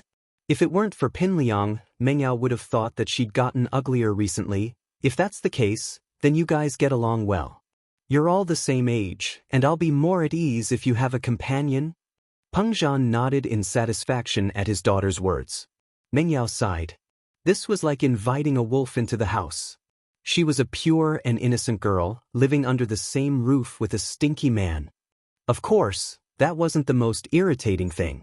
The most irritating thing was that Lin didn't seem to have any interest in her at all. Soon, dishes were served one after another. It could be seen that the chefs here were very attentive in preparing the family banquet. The dishes were not luxurious and were all very common home-cooked dishes. However, whether it was the color or the matching, they were all very exquisite. With Pengzhan's status, he wasn't interested in exotic delicacies anymore. Healthy food was what he needed. Since Pengzhan had asked Lin to make himself at home, Lin Yi didn't hold back. Who wouldn't want to eat with their stomachs? There wasn't much to pretend about, anyway. He was Pengzhan's employer and employee, after all. There was no need for formalities. And so, under Meng Yao's disdainful and Yu Shu's surprised gazes, Lin Yi dug in. Meng Yao felt a chill run down her spine. Bro, can you stop embarrassing me? You're my follower after all? She glanced at Yu Shu discreetly, and sighed in relief when she saw that Yu Shu didn't look too surprised. He was just a follower. Why did she care so much about him? What did eating have to do with her? Meng Yao comforted herself. Lin Yi ate the most during the meal, and Meng Yao couldn't take it anymore. Lin Yi, are you going to pack up later? That's what I'm thinking. Lin Yi nodded. Meng Yao was speechless, and Yu Shu snickered. Pengzhan, on the other hand, was still smiling at Lin. Ever since the bank incident, Pengzhan's impression of Lin Yi couldn't get any better. He didn't pay much attention to the old man's nagging, but it seemed that his father had a good eye for people. Yao Yao, Yu Shu, and Faubert can go downstairs first. I'll pack up with it. Peng Zhan got up to look for a lunchbox, and Meng Yao was a little stunned. Her father wasn't some extravagant person, but he'd never packed a bag before, right? Yu Shu, on the other hand, looked at Peng Zhan thoughtfully, a strange light flashing through her eyes. She returned to normal after a moment, and pulled Meng Yao's hand. Yao Yao, let's go first. Oh? Meng Yao was very curious about her father's actions, but it wasn't her place to ask. She felt that her father's attitude towards Lin Yi seemed to be even better than his own. Well, he's just a hired follower. Faubert walked in front to get the car, and Yu Shu and Meng Yao walked behind him. Yu Shu pulled on Meng Yao's hand. HM? What's wrong, Shu? Meng Yao looked at Yu Shu, who was walking very slowly, curiously. Yao Yao? I have a feeling. Yu Shu hesitated, but decided to say what she was thinking. As for that moment of confusion, she buried it deep in her heart. Feeling? What feeling? Meng Yao looked at Yu Shu, not understanding what she was talking about. Yao Yao, don't you feel that Uncle Chu has something going on with Lin Yi? Yu Shu said in a low voice. Chapter 112. Bastard child, Dad seems to care more about him than he does about me? And why is his attitude so nice? Meng Yao frowned. Yeah, especially when Uncle Chu told you to get along well with Lin Yi, since you guys are the same age. Don't you think that's a little ambiguous? Yu Shu analyzed. Would Lin Yi have to say that if he's just a follower Uncle Chu hired? Just look at how strict Uncle Chu has been with your male classmates all these years. There's no way Uncle Chu would let a guy live with us for no reason at all. You're right. Meng Yao nodded in agreement. It was true, she'd had a good upbringing since she was young.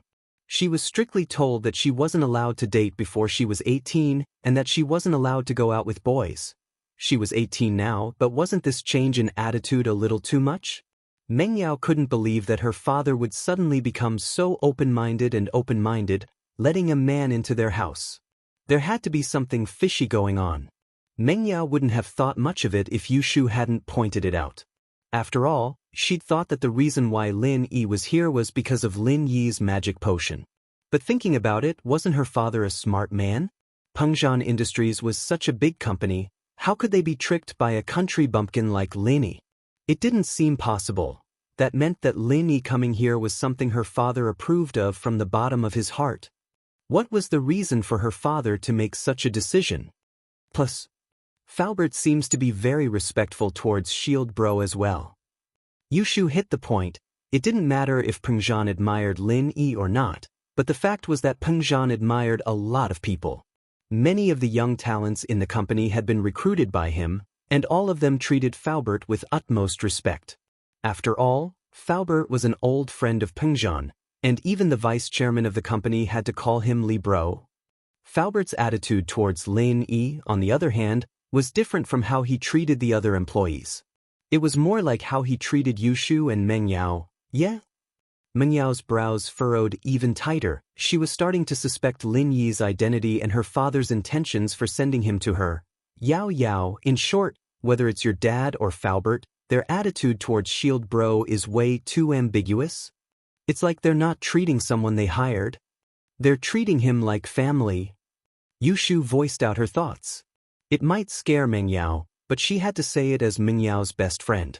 After listening to Yu Shu's analysis, Meng Yao suddenly thought of a terrifying possibility. It was a possibility that scared even Meng Yao herself. Do you think Lin Yi might be Daddy's illegitimate child? Miao's eyes were wide open as she looked at Yu Shu, panicking. Why else would Daddy like him so much? Was? Yu Shu was stunned as well. She didn't think that Meng Yao would come up with such a miraculous reason, Uncle Chu's illegitimate child. Yu Shu felt a chill run down her spine. But that was basically impossible. The two of them didn't look alike at all. Meng Yao was way too strong for her to come up with something like that. What's wrong, Shu?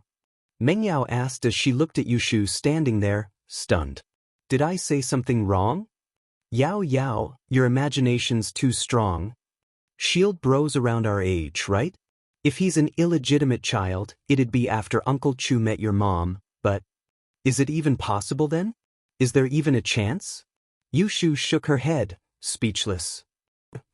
Maybe I'm wrong then? But what else could it be other than that? Meng Yao gave up on the idea as well. It was too unreliable. Yao Yao, I think Uncle Chu's looking for a son-in-law. He's treating Shield Bro like a son-in-law. Yushu said with a mischievous smile.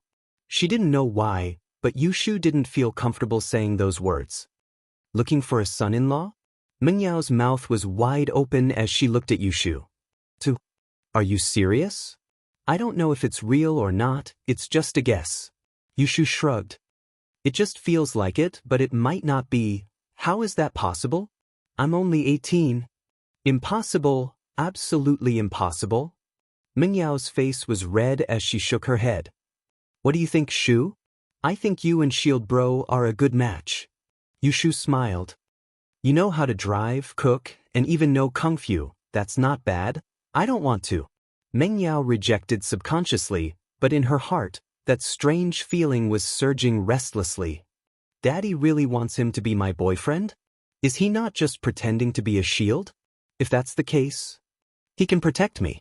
The scene in the bank had given Meng Yao a deep sense of security and dependence on Lin, but the mispride and arrogance made Lin even more despicable. If that's the case, why would he still flirt with other girls? How could her daddy like someone like that? She and Shu must have misunderstood, or maybe her father had other intentions. Meng Yao and Yushu made their way to the underground parking lot and got into Li Fu's Bentley. Meng Yao sighed softly. Shu, what do you think about our guesses? How likely are they? It could be 0%, it could be 50%, it could even be 100%. Yushu had already returned to normal as she giggled, but I feel like it depends on which one you want it to be, Yao Yao.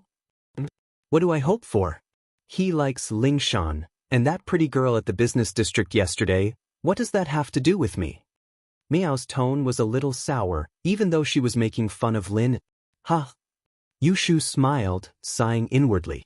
Could it be that Yao Yao had feelings for him too? Faubert got in after checking the car, and Meng Yao and Yushu stopped talking as well. Meng Yao's expression flickered between happiness and annoyance, but no one knew what she was thinking. Chapter 113. Killing intent. During this period of time, many things had happened. Peng Zhan had already threatened the company's board of directors a couple of times, telling them not to act rashly. But if someone really wanted to go against Peng Zhan, he wouldn't be able to control them. As a result, Faubert had to be extremely careful, be it in the company or outside. The car was parked in the company's parking lot, but Faubert still made sure to check the car's exterior carefully before he drove off. It wouldn't be so bad as to plant a bomb, but destroying the brakes or puncturing the tires was a possibility. Faubert had to be on guard. Peng Zhan and Lin Yi walked at the back of the group, Lin Yi having a pretty good idea of Peng Zhan's intentions. Peng Zhan wouldn't be this enthusiastic about packing up, so there had to be something he wanted to say to Meng Yao and Yushu first. What's the matter, Uncle Chu? Lin Yi asked as he put the food on the table into boxes. Haha, I can't hide anything from you. Peng Zhan picked up a lunchbox as well. I've already done my own investigation on the matter in the company, and I've confirmed the suspect, but this involves the reputation and benefits of the previous generation. I can't make a move before I have concrete evidence. Peng Zhan said as he picked up a lunchbox. Uncle Chu, you want me to go collect evidence? Lin Yi asked. That's not necessary. Just stay by Yao Yao's side, and don't let anything happen to her. I can handle the company stuff for now. Peng Zhan said with a shake of his head. That's fine. Just let me know when you need me. Lin Yi said inwardly. Did he even need evidence? Tell me who you suspect, and I'll just kill them for you. What's the point of looking for evidence? But Peng Zhan was the employer, and Lin Yi had to follow his instructions. Do you have enough money? Spending time with Yao Yao should be quite expensive, right? I heard you guys went shopping yesterday?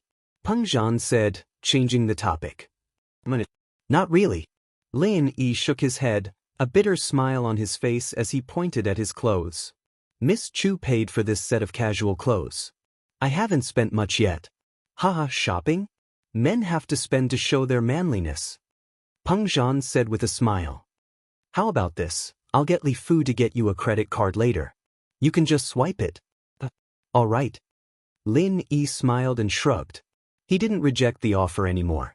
Why wouldn't he accept money that was given to him? He didn't know why Peng Zhan was doing this, but he wasn't in the habit of rejecting money from his employer. The two came out of the elevator and went to the underground parking lot. They walked in the direction of Li Fu's car, and Lin Yi's jade reacted after a few steps. What's wrong? Peng Zhan noticed that Lin Yi wasn't moving anymore. What's wrong? Peng Zhan asked, puzzled as Lin Yi stopped walking. HM? Peng Zhan paused. Killing intent? HM? Peng Zhan paused. Killing intent?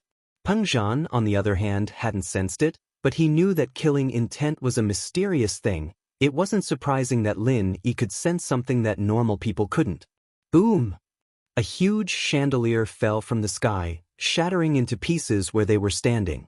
Boom! A huge chandelier fell from the sky and landed where the two of them were standing before, shattering into pieces. Peng Zhan's face paled as he looked at the broken pieces of the chandelier. His eyes were filled with rage. The chandelier was huge. If it wasn't for Lin Yi's quick reflexes, they would have been smashed by the chandelier. The chandelier was made of glass. It wouldn't kill them if it fell on their heads, but it would definitely hurt them. These people dared to do this. Peng Zhan's face was filled with anger.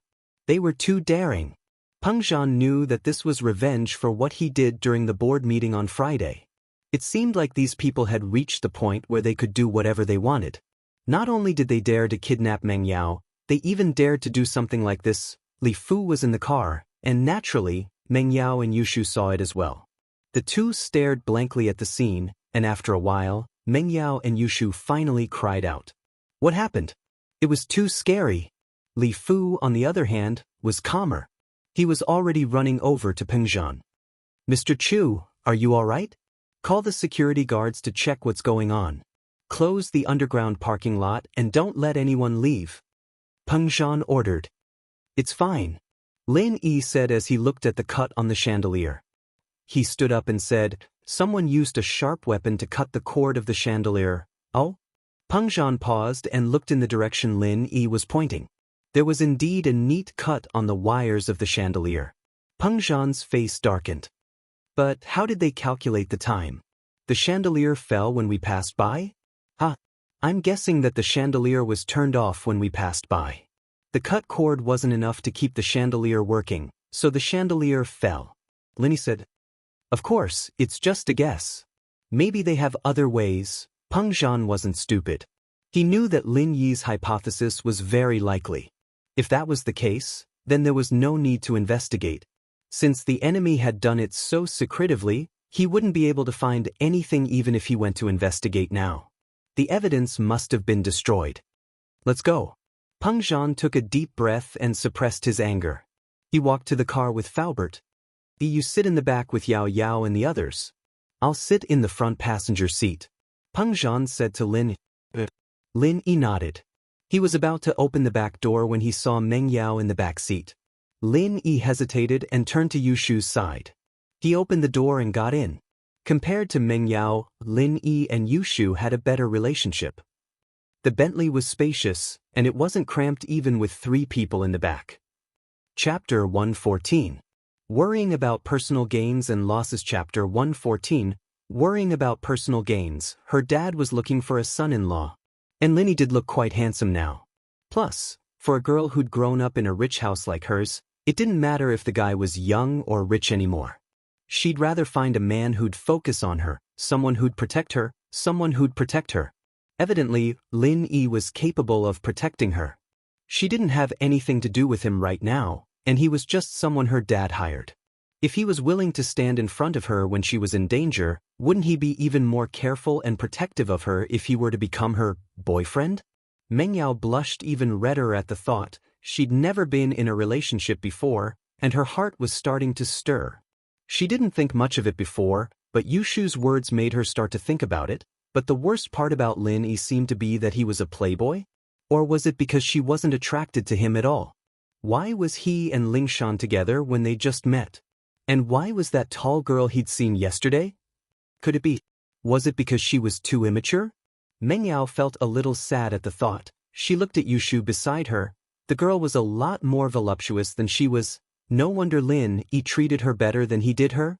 That pervert must have fallen for Shu's bigger boobs, Meng Yao thought hatefully. If this guy was going to sit next to her, she'd have to teach him a lesson. It'd be best if she pretended not to step on him or push him when Li Fu was breaking. She'd let him know the consequences of underestimating her, but Lin Yi didn't open the door for her. He went to Yushu's side, opened the door, and got in. Meng Yao's face didn't look too good at all. What the hell was the meaning of this? My dad hired you to be my shield. You should be sitting next to me. What's wrong with you sitting next to Shu? Meng Yao frowned. She wanted to yell, Lin Yi, come sit here, but her dad and Faubert were sitting in front of her. She hesitated but didn't do it in the end. Her face was a little unhappy though. Peng Zhan pulled out his phone and dialed a number, his face dark. Is this Director Chen? I'm Peng Zhan. Hello, Mr. Chu. Chief Chen of the Songshan police station picked up the phone, his tone much better after hearing that it was Peng Zhan. Peng Zhan wasn't just the biggest entrepreneur in the city, he also held a position in the provincial government, and most importantly, he was friends with the military's House Chen. As a distant relative of the Chens, Chief Chen naturally understood the implications. Bureau Chief Chen, I would like to ask, how is the bank robbery going? Did you catch the suspect who kidnapped my children? Peng Zhan was indeed very angry. He didn't even hide his daughter and Yushu's back as he dialed the number.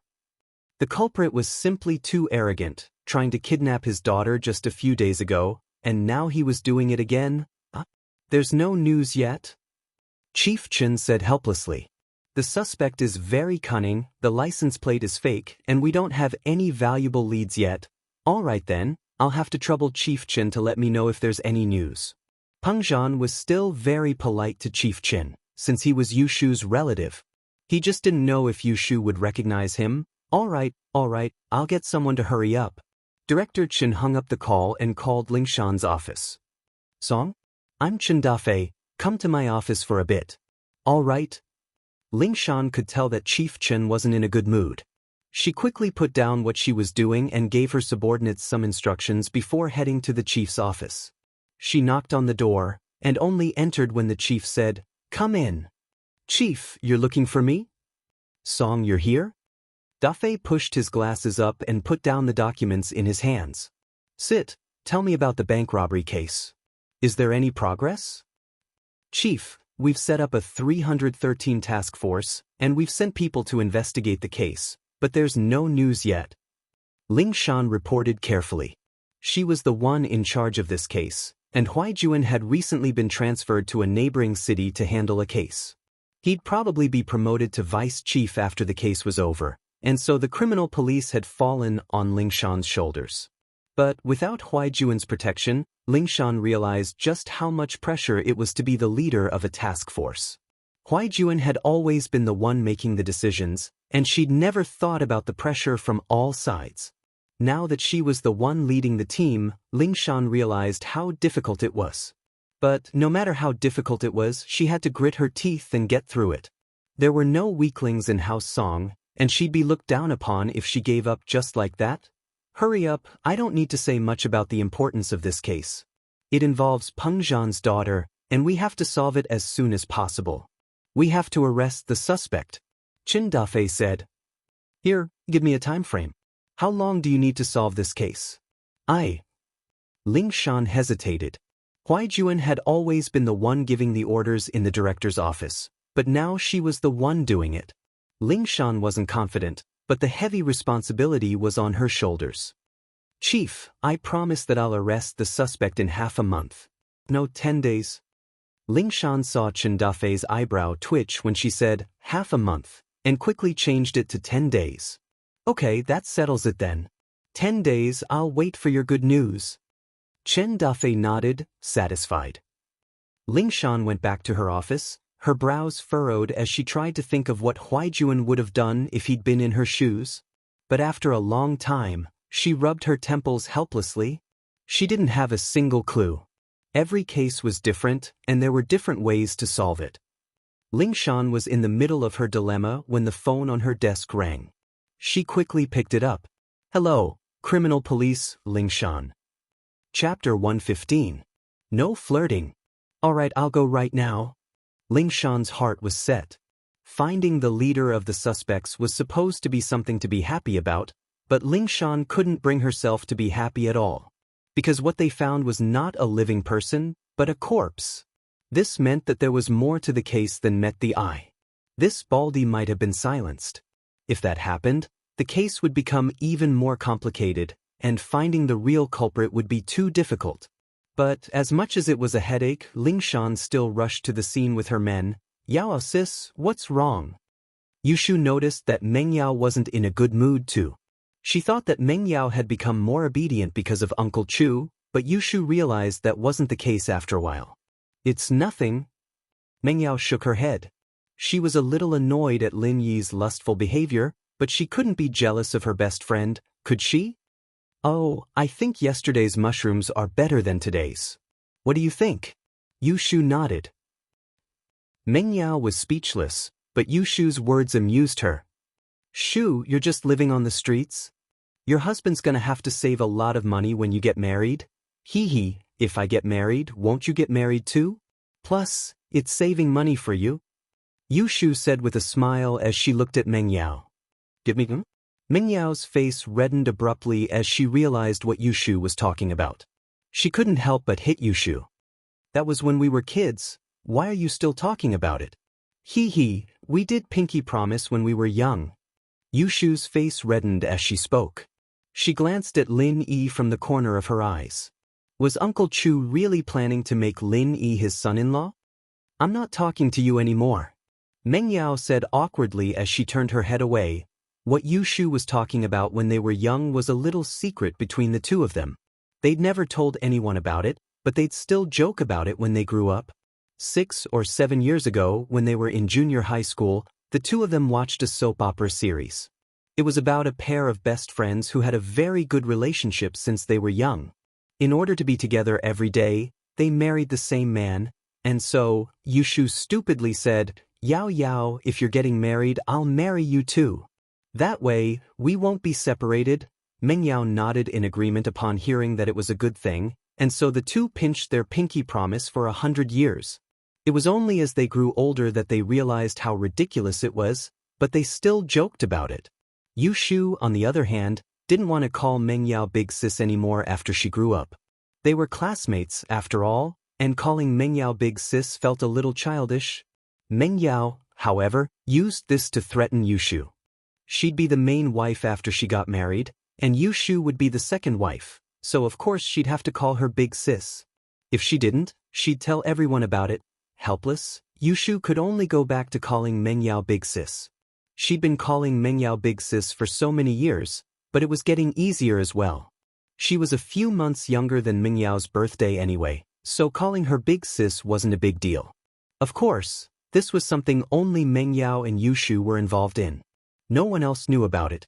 Lin Yi was a little confused as he listened to the two girls talking about obscure stuff.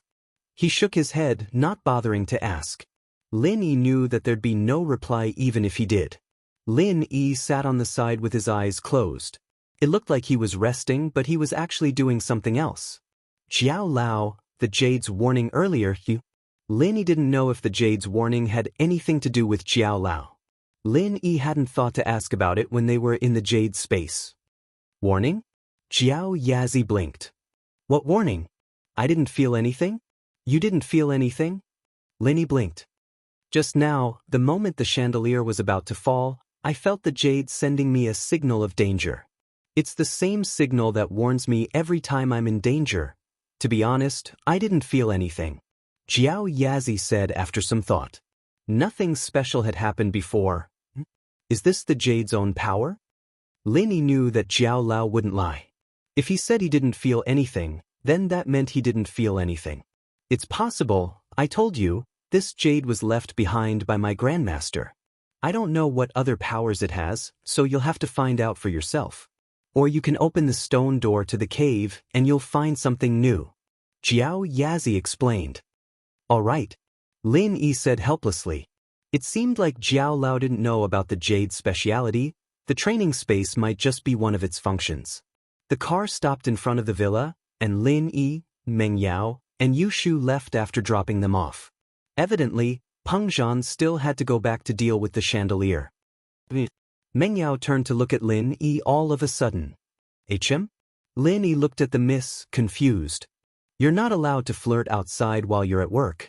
Meng Yao mustered up her courage.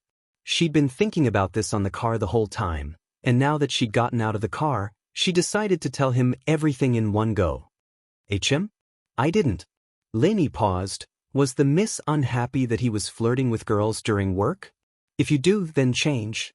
Meng Yao umphed. Naturally, she didn't want to talk about Lingshan and that tall girl. Lin Yi nodded. Can I do that when I'm not working? My daddy hired you with a high price to be my shield 24 hours a day. There's no time when you're not working. With that, Meng Yao turned around and left with Yushu. Lin Yi smiled bitterly. Even the slave masters in the old days wouldn't do that, would they? Do they think I'm a slave? The girl. Yao Yao, you were so cool when you flipped out. Yushu looked at Meng Yao excitedly. He won't know his place if I don't teach him a lesson. Don't think that just because daddy likes him, he can do whatever he wants. Messing around with girls, lying to Pin Liang. Meng Yao didn't know what she was trying to explain. Chapter 116. Troubled. Ha! Meng Yao almost fell to the ground. Boyfriend? Living together? Was this Shu trying to piss her off? Meng Yao, however, had no choice but to change the topic with a straight face. Shu, you're a girl, what the fart? Peeing, that's so uncivilized. Don't talk about it anymore. Oh, okay, I'll stop. Yu Shu nodded. That's good. Meng Yao breathed out in relief. Yao Yao, if you're fine with it, I'll tell Liangzi about you and Shield Bro tomorrow. Yu Shu continued. Meng Yao wanted to punch Yu Shu. Didn't you say you weren't going to talk about it? Meng Yao understood that Yu Shu wasn't going to talk about it. She just didn't want to talk about those uncivilized things anymore. She still had to talk about it. Shu, it's not the right time yet. Leonie just transferred here, and we've already shown that we're not familiar with him. If we tell him now that we're... Wouldn't that be too fake? Everything has to be done step by step. We'll talk about it after a while, and it won't be so sudden anymore. Meng Yao said. Oh, I'll listen to you then, Yao Yao. Yu Shu nodded. I don't really care, anyway, you're the main wife. You pick your man, I'm just giving you a reference. Shu. Meng Yao wanted to punch the girl to death. Why do you keep bringing that up? You're not an idiot, you're not going to marry me if I do. That's hard to say. Yu Shu hugged Meng. If I don't want to be separated from you, then we'll be together. I really don't know what to say. Meng Yao shook her head, speechless. The two walked up the stairs hand in hand, and Meng Yao turned to Wei Wu. General Wei Wu, you did well. Keep guarding us, and don't let that man come up. Woof woof. Wei Wu felt wronged. How could he stop him if he wanted to go up? Lingshan was quite troubled. Lu Jiyan was dead, and all the clues were gone. Only Lu Jiyan's bald head was more obvious, and the others were much more ordinary than Lu Jiyan. As for Lu Jiyan, according to the forensic report, he had died from a single gunshot. The other male corpse was also one of the bank robbers.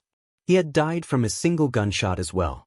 Apart from these two corpses, there were no other corpses. In other words, only two of the kidnappers were dead, and the others might still be alive. This was good news. If all of them were dead, it'd be even more of a headache for Lingshan, but only two of them were dead. This meant that there was an internal conflict within the group, or they were killed after the deed was done. Through the internet search, the other male corpse's identity was confirmed. Ma Lu, male, 29 years old, unemployed young man from Electric Ox Village in Songshan's Cargo Rak County. He had a bad reputation in the village and was considered a loafer. He left the village early last year, and his whereabouts were unknown. Evidently, Lingshan didn't know Lu Jin until after Ma Lu left Electric Ox Village, so this clue wasn't very meaningful. After some hesitation, Lingshan decided to give Huaijun a call and ask for advice. She really didn't have a clue what to do. She'd already made the order, and the director wouldn't fire her if she couldn't solve the case in 10 days, but it'd be very embarrassing for her. Not only would she be embarrassed, but her father wouldn't be able to raise his head in front of the other uncles. "Young bro, it's me." Lingshan was a little uneasy. After all, calling Huaijuan would make her seem useless. She'd been learning from Huaijuan for so long without any progress, and it was quite embarrassing. In the past, Huaijuan was always the commander, and she was the vanguard. With her experience as a special ops instructor, she'd be able to beat the crap out of the criminals, no matter how cruel they were. As a result, dangerous capture missions were Lingshan's forte, and this was something the police department acknowledged. A female captain wouldn't be able to win over people easily otherwise. "What's up, Song?" Huaijuan had a meeting at the provincial office in the afternoon and had nothing to do in the morning. He was planning on going to the doctor for a checkup. He'd had a relapse a couple of days ago, and while it was all because of Lin Yi, his body had been deteriorating day by day, and Huaijuan could still sense it. "Captain Yang? There's still no leads on the 313 bank robbery case. 2 suspects are dead, and we don't know if the others are alive or dead," Lingshan said carefully. Huaijuan, naturally, understood Lingshan's predicament. She wasn't a criminal investigator, after all, and hadn't gone through any systematic training. "I know that already, so I'll tell you what I think. I think that the chances of them being silenced are higher. There's no way that only 2 people would die in a group, and the rest would be fine." Huaijuan, naturally, understood Lingshan's predicament. What if they were killed by someone else? Only the 2 of them aren't on the same side? Lingshan asked humbly. Is there a need for that? If they were on the same side, why would they bring 2 people who weren't on the same side with them? Isn't that just asking for trouble? Either they're reliable or they're not. Huaijuan said with a smile. "So, I think there's a higher chance of internal strife, and it's most likely that they didn't split the loot evenly, so LV Jian and Ma Lu were killed by their accomplices?" "Yeah, that's right. That should be it." Lingshan nodded in agreement. "If that's the case, then we'll just have to increase our search efforts. They've got so much money with them, and unless they don't want it anymore, they won't be able to move too quickly. We have people on the main roads, and the chances of them leaving Songshan is very low. Let's search the area around the corpses. We might be able to find something." Huaijuan said. "Yeah, got it." Lingshan said, feeling as if she'd been enlightened. Song, I heard that you're friends with Lin." Huaijuan sighed, but decided to ask anyway. The police department was already talking about Lingshan's heroism. Serving her boyfriend in the hospital? Huaijuan didn't really believe that Lin Yi and Lingshan could be together. Lin Yi wasn't the type of person to go around flirting, and Lingshan herself hadn't had any scandals in her time in the police department. Even a man as outstanding as Qin Yutian was rejected. Chapter 117. The Master of Traditional Chinese Medicine. Lingshan blinked, her face darkening immediately. She hadn't expected the captain she admired to be this gossipy. In her impression, Huaijuan was a strict and serious person, and yet he was asking a question like this. It wasn't that Lingshan hadn't heard of the rumors in the police station, but she had no way to explain them. Things like this would only make things worse the more she tried to explain. Anyone with eyes would misunderstand what had happened in the hospital, and so there was nothing she could do about it. She could only let them say whatever they wanted, and hope that things would calm down after a while. She really didn't know how to explain it now that Huaijuan had asked. "I didn't. The police force doesn't allow people to date, that's your thing?" Huaijuan said with a smile, assuming that Lingshan was shy. He didn't say anything else after seeing her hesitation. It wasn't his place to comment on Lin Yi's stuff, after all. He'd only gotten worked up for Ning, but Lin Yi was their team's god. He would always be their captain. "Captain Yang." Lingshan didn't know what to say. But you could ask Lin Yi for help. Maybe he'd be able to catch the suspect soon," Huaijuan said, regretting it a little as soon as he finished the sentence. "Sorry, Eagle, I sold you out." But thinking about the relationship between Lingshan and Lin Yi, Huaijuan didn't think too much of it. If Lin Yi and Lingshan's relationship had really reached that stage, then there was no way Eagle wouldn't help Lingshan. Him? The suspect? Lingshan paused, but Huaijuan had already hung up. Lingshan gritted her teeth in anger. Lin, you bastard! You've ruined my reputation. Lingshan, however, only thought about it hatefully. She quickly arranged for the police force to do a large-scale search of the crime scene according to Huaijuan's analysis. Huaijuan, on the other hand, quickly drove to Songshan's Medicine University after hanging up. Songshan Medical University was one of the most famous medical universities in the country. It even enjoyed a certain level of prestige in the world. Many foreign students came here to study traditional Chinese medicine for no other reason than the director of the School of Chinese Medicine, Guan Xuemin. Guan Xuemin enjoyed a high reputation in the medical world. He was a leading figure in the field of TCM. Although the Guan family was not a prominent family, with Guan Xuemin's presence, the Guan family had become one of the prominent families. Who dared to say that they were not sick? Who would dare say that they wouldn't be able to get Guan Xuemin's help? Therefore, even though the Guan family had only started to develop in the past 10 years, it was not inferior to those big families at all.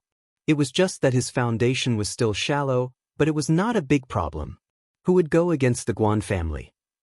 Going against the Guan family was the same as going against the other great families. Huaijuan's family, the Yangs, was also one of the big families. It was normal for them to ask Guan Xuemin to treat them. Guan Xuemin rarely went to class anymore, and only gave a weekly lecture to the students of the School of Chinese Medicine. His lectures were targeted at the students of the School of Chinese Medicine, but many students from other faculties came to listen to his lectures as well. One reason was because of Guan Xuemin's reputation, and the other was because Guan Xuemin really did have something useful to say. Guan Xuemin lived in the family area of the school, in a private villa area. The people living here were all the leaders of the school, as well as the famous professors of the school. Huaijuan was driving a police car, but he was still stopped when he entered the villa area, and was only allowed to pass after a careful registration. After all, there were many national-level academicians like Guan Xuemin, and some even had international titles. He parked the car in front of Xuemin's villa and got out. He was just about to ring the doorbell when the door opened at that moment, and a pretty girl walked out. She paused when she saw Huaijuan, a smile forming on her face. "Young bro, you're here for Grandpa Xen, going to work?" Huaijuan guessed that Guan Xen was going to work, judging from her neat and tidy attire. "Yeah." Guan Xen nodded. "I need to leave early, or I'll miss the commuter bus." "You don't have a car?" Huaijuan blinked at Guan Xen's words. Guan Xen was taking a commuter bus? "I just started working, where would I get the money for a car?" Guan Xen smiled. "Young bro, Grandpa has a guest. You'll have to wait for a while after you go up." "Alright, go then. Don't be late." Huaijuan nodded to Guan Xen. He could tell that Guan Xen wasn't relying on her family. It was rare to see rich girls like her, and even Lingshan had her own private car. Guan Xen didn't lock the door. She was familiar with Huaijuan and knew that he wasn't a bad guy. Huaijuan didn't ring the doorbell again and went straight upstairs. He saw Guan Xuemin taking the pulse of an old man in the living room, a middle-aged man and woman standing beside him. "How's my father, Elder Guan?" the man asked carefully as he looked at Guan Xuemin. "Not too good. It's very serious." Guan Xuemin didn't mince words as he spoke in front of the old man. "His heart muscle's been deteriorating, and it's almost impossible to cure it. Regular acupuncture should be able to keep it under control." The old man evidently knew his condition well, and didn't react too much to Guan Xuemin's bluntness. The middle-aged man, on the other hand, was a little anxious when he heard that Guan Xuemin could keep it under control. "Can it? That's all right, it'll be fine as long as it doesn't worsen or act up." He'd seen a lot of doctors, but none of them had been able to do anything about it. He'd come to Guan Xuemin's place out of curiosity, but hadn't expected to find a solution. "That's not a problem." Guan Xuemin nodded. "Acupuncture once a week can keep it under control for a week, and if it's done well, another 10 years shouldn't be a problem." "Another 10 years?" The old man was quite happy to hear Guan Xuemin's words. 10 years is a lot of things we can do. Then we'll have to trouble you, Elder Guan. We live in Yanjing, and as for the weekly acupuncture, we'll pay for the treatment fee, and we'll reimburse you for the travel back and forth. The middle-aged man said. I don't have the time, the acupuncture has to be done here. Guan Shuimin rejected the offer mercilessly. He had his own rules when it came to treating patients, and he didn't have to do it himself. The middle-aged man was in a difficult position. His father was already so old, wouldn't it kill him to go through the trouble every week? Chapter 118. A master doctor, you should find someone else. Guan Shuimin didn't even look at the middle-aged woman as he stood up, clearly intending to send them off. The middle-aged man's lungs were about to explode at the sight of his wife throwing a tantrum. It hadn't been easy finding a doctor who could treat his father's illness, but she'd offended him just like that. Was Guan Shuimin an ordinary doctor? Did he lack money, and even double the fee? The middle-aged man stomped his feet in anger, raising his arm and slapping the middle-aged woman across the face. Shut up, Huiru. Huiru was dumbfounded by the slap. She covered her face and stared dumbly at her man, who ignored her and chased after Guan Shuimin. Elder Guan, don't stoop to her level. Don't be angry, let's talk this through. The middle-aged couple was the middle-aged service workers Lin Yi had met in the business district. The man's name was Lu Tianyi, and the woman's name was Wu Huiru. Guan Shuimin was just a little angry, but felt that Lu Tianyi's words made sense. There was no need for him to stoop to the level of a woman who was throwing a tantrum. The patient was more important. And so, he turned around and walked back. I'll stay here. Tianyi, you two go back to Yanjing. Elder Lu spoke up, not even looking at Huiru. It was clear that he was disappointed in his daughter-in-law as well. Dad? Lu Tianyi looked at his father worriedly. It's fine, you two go back to your work. This old man here is free, so I'll just treat it as a vacation. Rent me a house nearby, and I'll live here. It's close to Professor Guan, and the environment is pretty good. Elder Lu said with a smile and a wave of his hand. All right. Lu Tianyi knew that no one could change his father's mind. He took out his phone and dialed a number. Is this Principal Zhang? It's Lu Tianyi, my father's decided to live on campus. Please arrange a house close to Guan's house for me. All right, I'll be waiting for your news. Huaijuan had been trying to figure out who the old man and the middle-aged couple were, and he was even more surprised now that the middle-aged man was on the phone. This Principal Zhang was most likely the headmaster of Songshan Medical University, and Lu Tianyi was able to get him a house close to Guan Shuimin's house with just a phone call. This wasn't simple at all. One had to know that all the people living in the villa district were at least at the dean level, especially the high-end villas near Guan Shuimin's house. Shuimin's Guan Shuimin Guan's house. Shuimin turned to Huaijuan after he was done with Elder Lu. Yang, you're here. Take a seat, we'll talk when we're done here. You can go watch TV or surf the internet for a while. All right, Grandpa Guan. Don't mind me, go do your thing.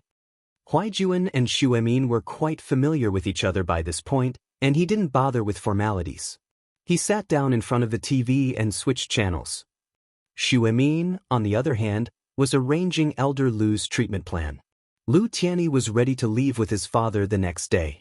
Right, Elder Guan? Do you know a young doctor who's really good at massaging? He's an Eastern medicine practitioner, right? Lu Tianyi was reminded of Lin Yi all of a sudden. As far as he was concerned, Lin Yi's massaging techniques were very advanced.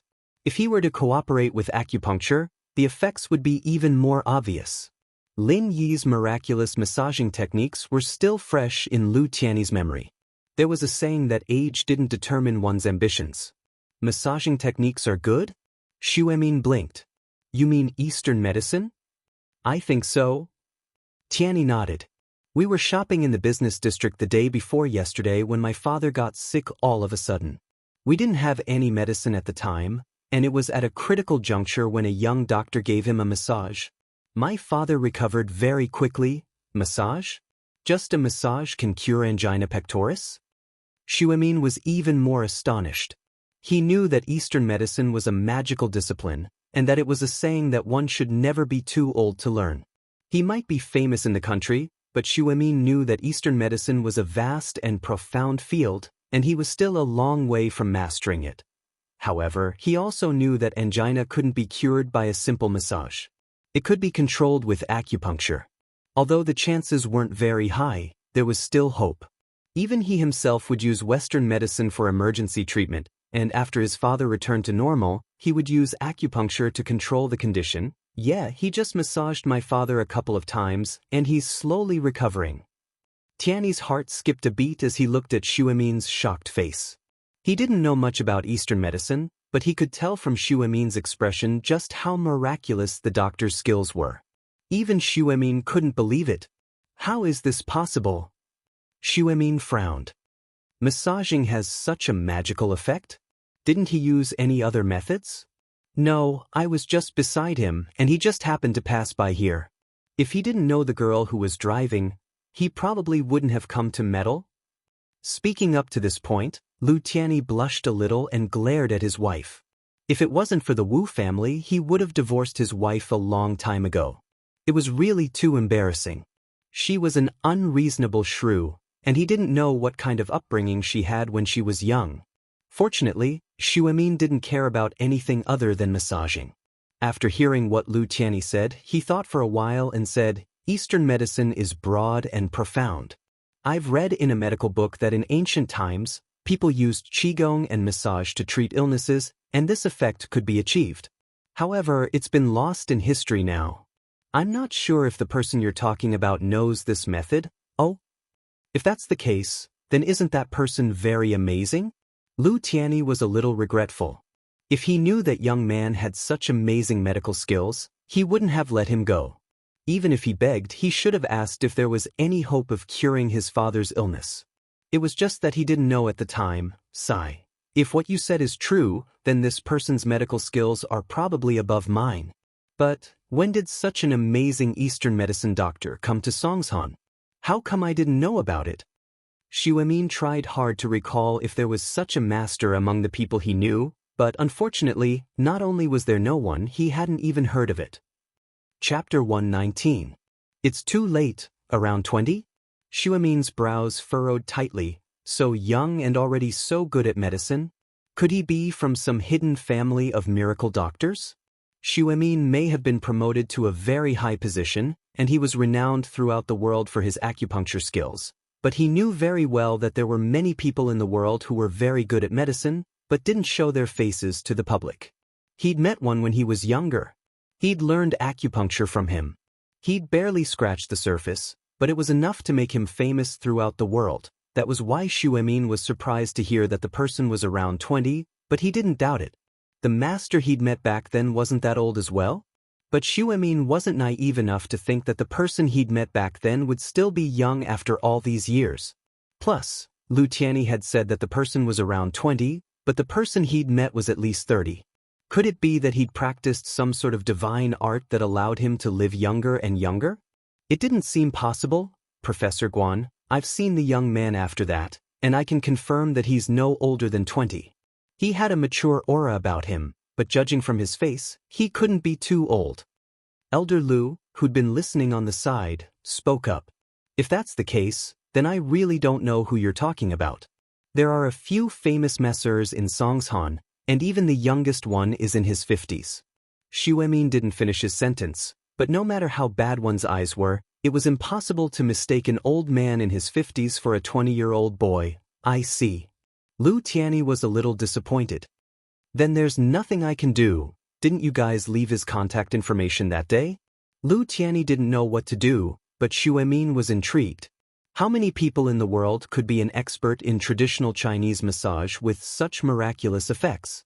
As a leading figure in the traditional Chinese medical world, Xu Emin really wanted to get to know this messer. Perhaps if they could have a discussion, he'd be able to benefit a lot from acupuncture. There were many similarities between massage and acupuncture. They were both treated through acupuncture points. We did give him a way to contact us. Tianyi said, a little awkwardly. He didn't think too much about it at the time, but Xu Emin's unusual expression made him realize just how powerful that person was. My father told him to contact us when he's in Yanjing. Guan Xu Emin smiled, but there was a hint of disdain and indifference in his smile. If an ordinary young doctor knew Old Man Lu's identity, he would probably think of ways to curry favor with him, right?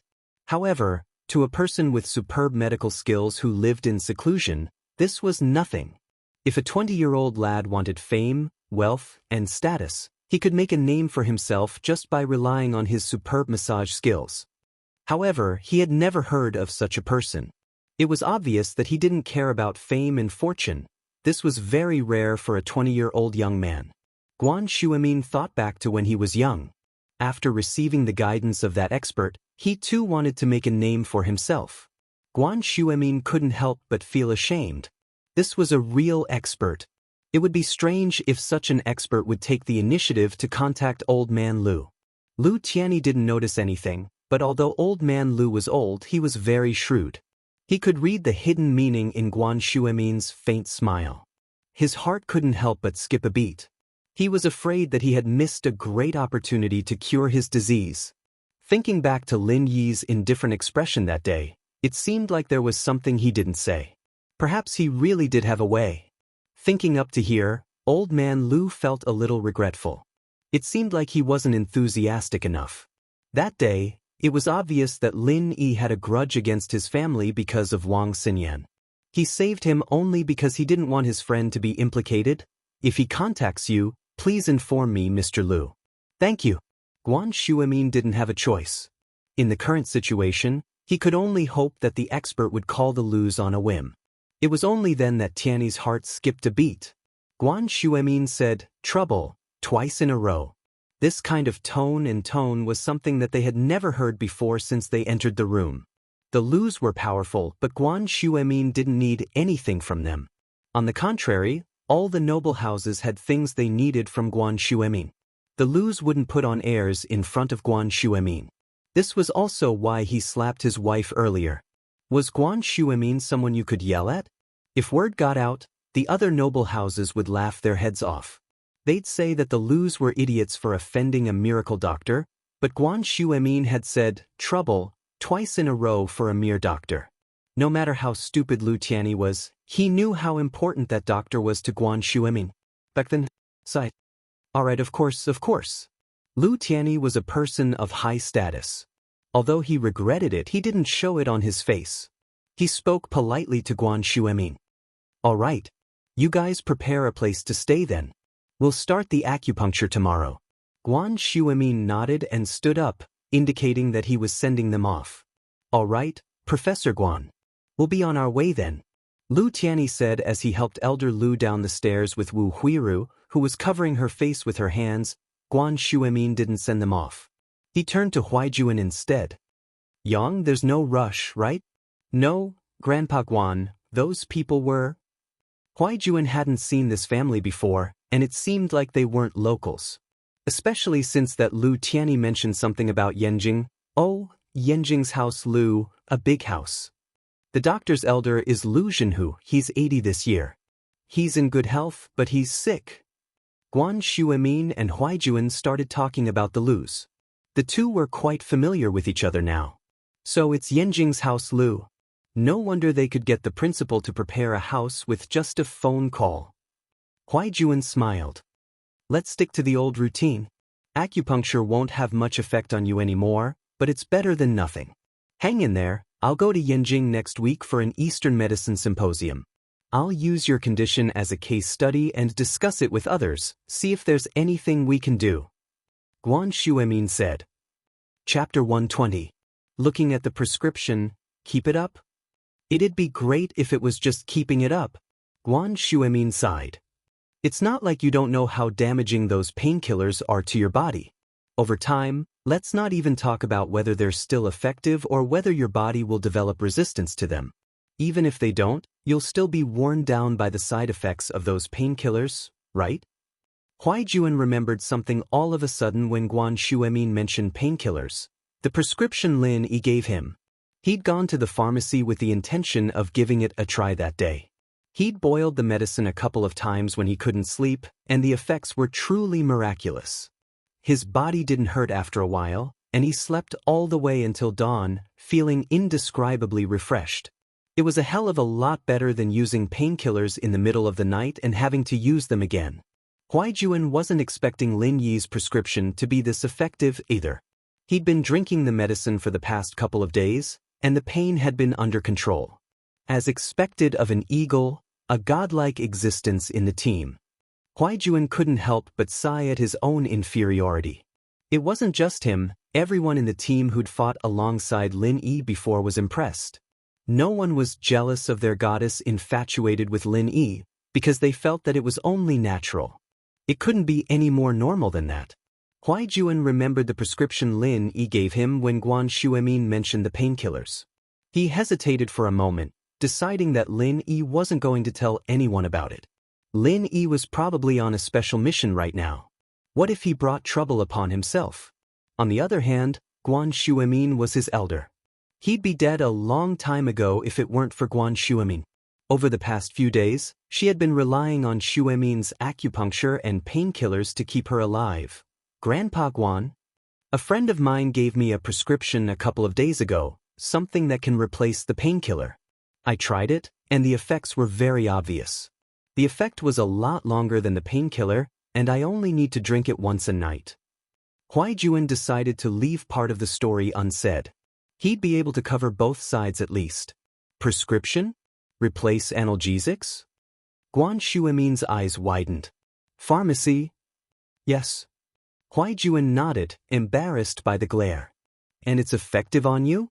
Shuemin had more surprises today than he had ever eaten in his life.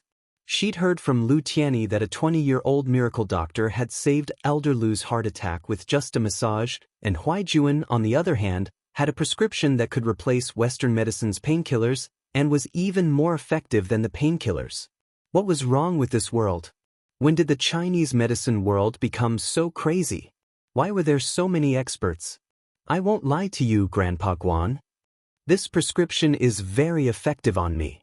Not only does it suppress the pain, but it also makes me feel refreshed the next day.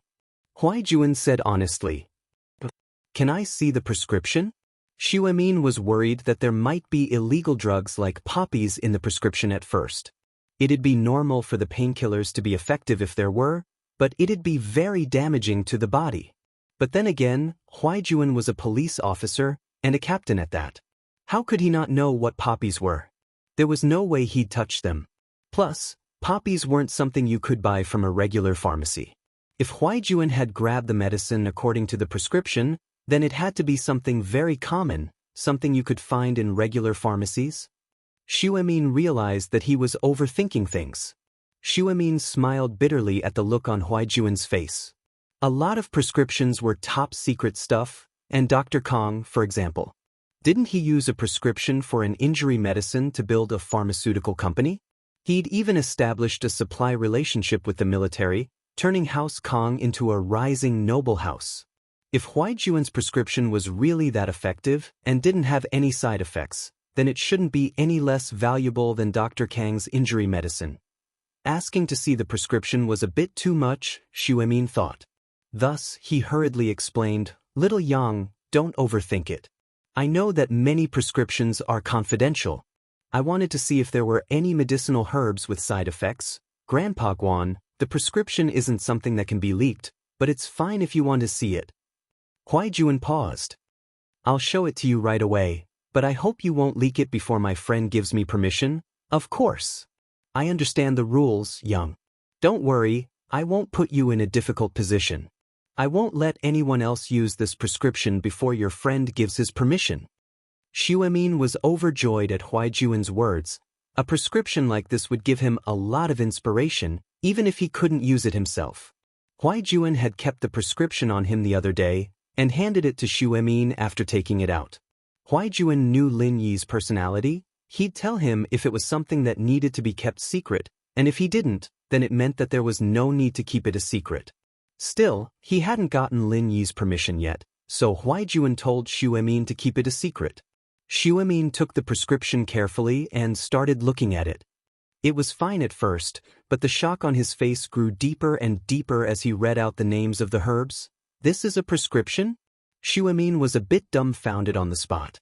The ingredients on the list couldn't be any more ordinary, and none of them were particularly expensive. A few of them, such as Gastrodia alata, did have the effect of calming pain. He'd used these herbs on Huaijuan before, but the effects weren't as obvious. Could it be that these herbs had a different effect when put together? Xuemin was surprised, but he was a leading figure in the field of Eastern medicine. He knew that a single ingredient in a prescription could make a huge difference in the effects of the medicine. These herbs were mostly used for nerve and muscle pain, and there wasn't anything special about them. The only thing Xuemin was sure of was that these herbs weren't poisonous, and they didn't contain anything overbearing like poppy seeds. Chapter 121. Lin is a miracle doctor, no. Xuemin said with a shake of his head. Eastern medicine sure is deep and profound, and I've learned a lot from it today. I can't believe that a couple of normal herbs would have such a miraculous effect when put together. I don't know the theory behind it yet, but the fact that it's working on you means that the prescription is real. Then I can take it without worry? Huaijuan's decision to take the medicine without hesitation was entirely due to his trust in Lin. Who wouldn't trust a man who'd entrust his back to Huaijuan on the battlefield? What could he possibly do to him? Huaijuan, however, couldn't help but be shocked at Xuemin's affirmation of the prescription. The fact that Xuemin was saying this was proof of how miraculous the prescription was. Of course, the person who gave you the prescription must be a big shot in the Eastern medicine world, right?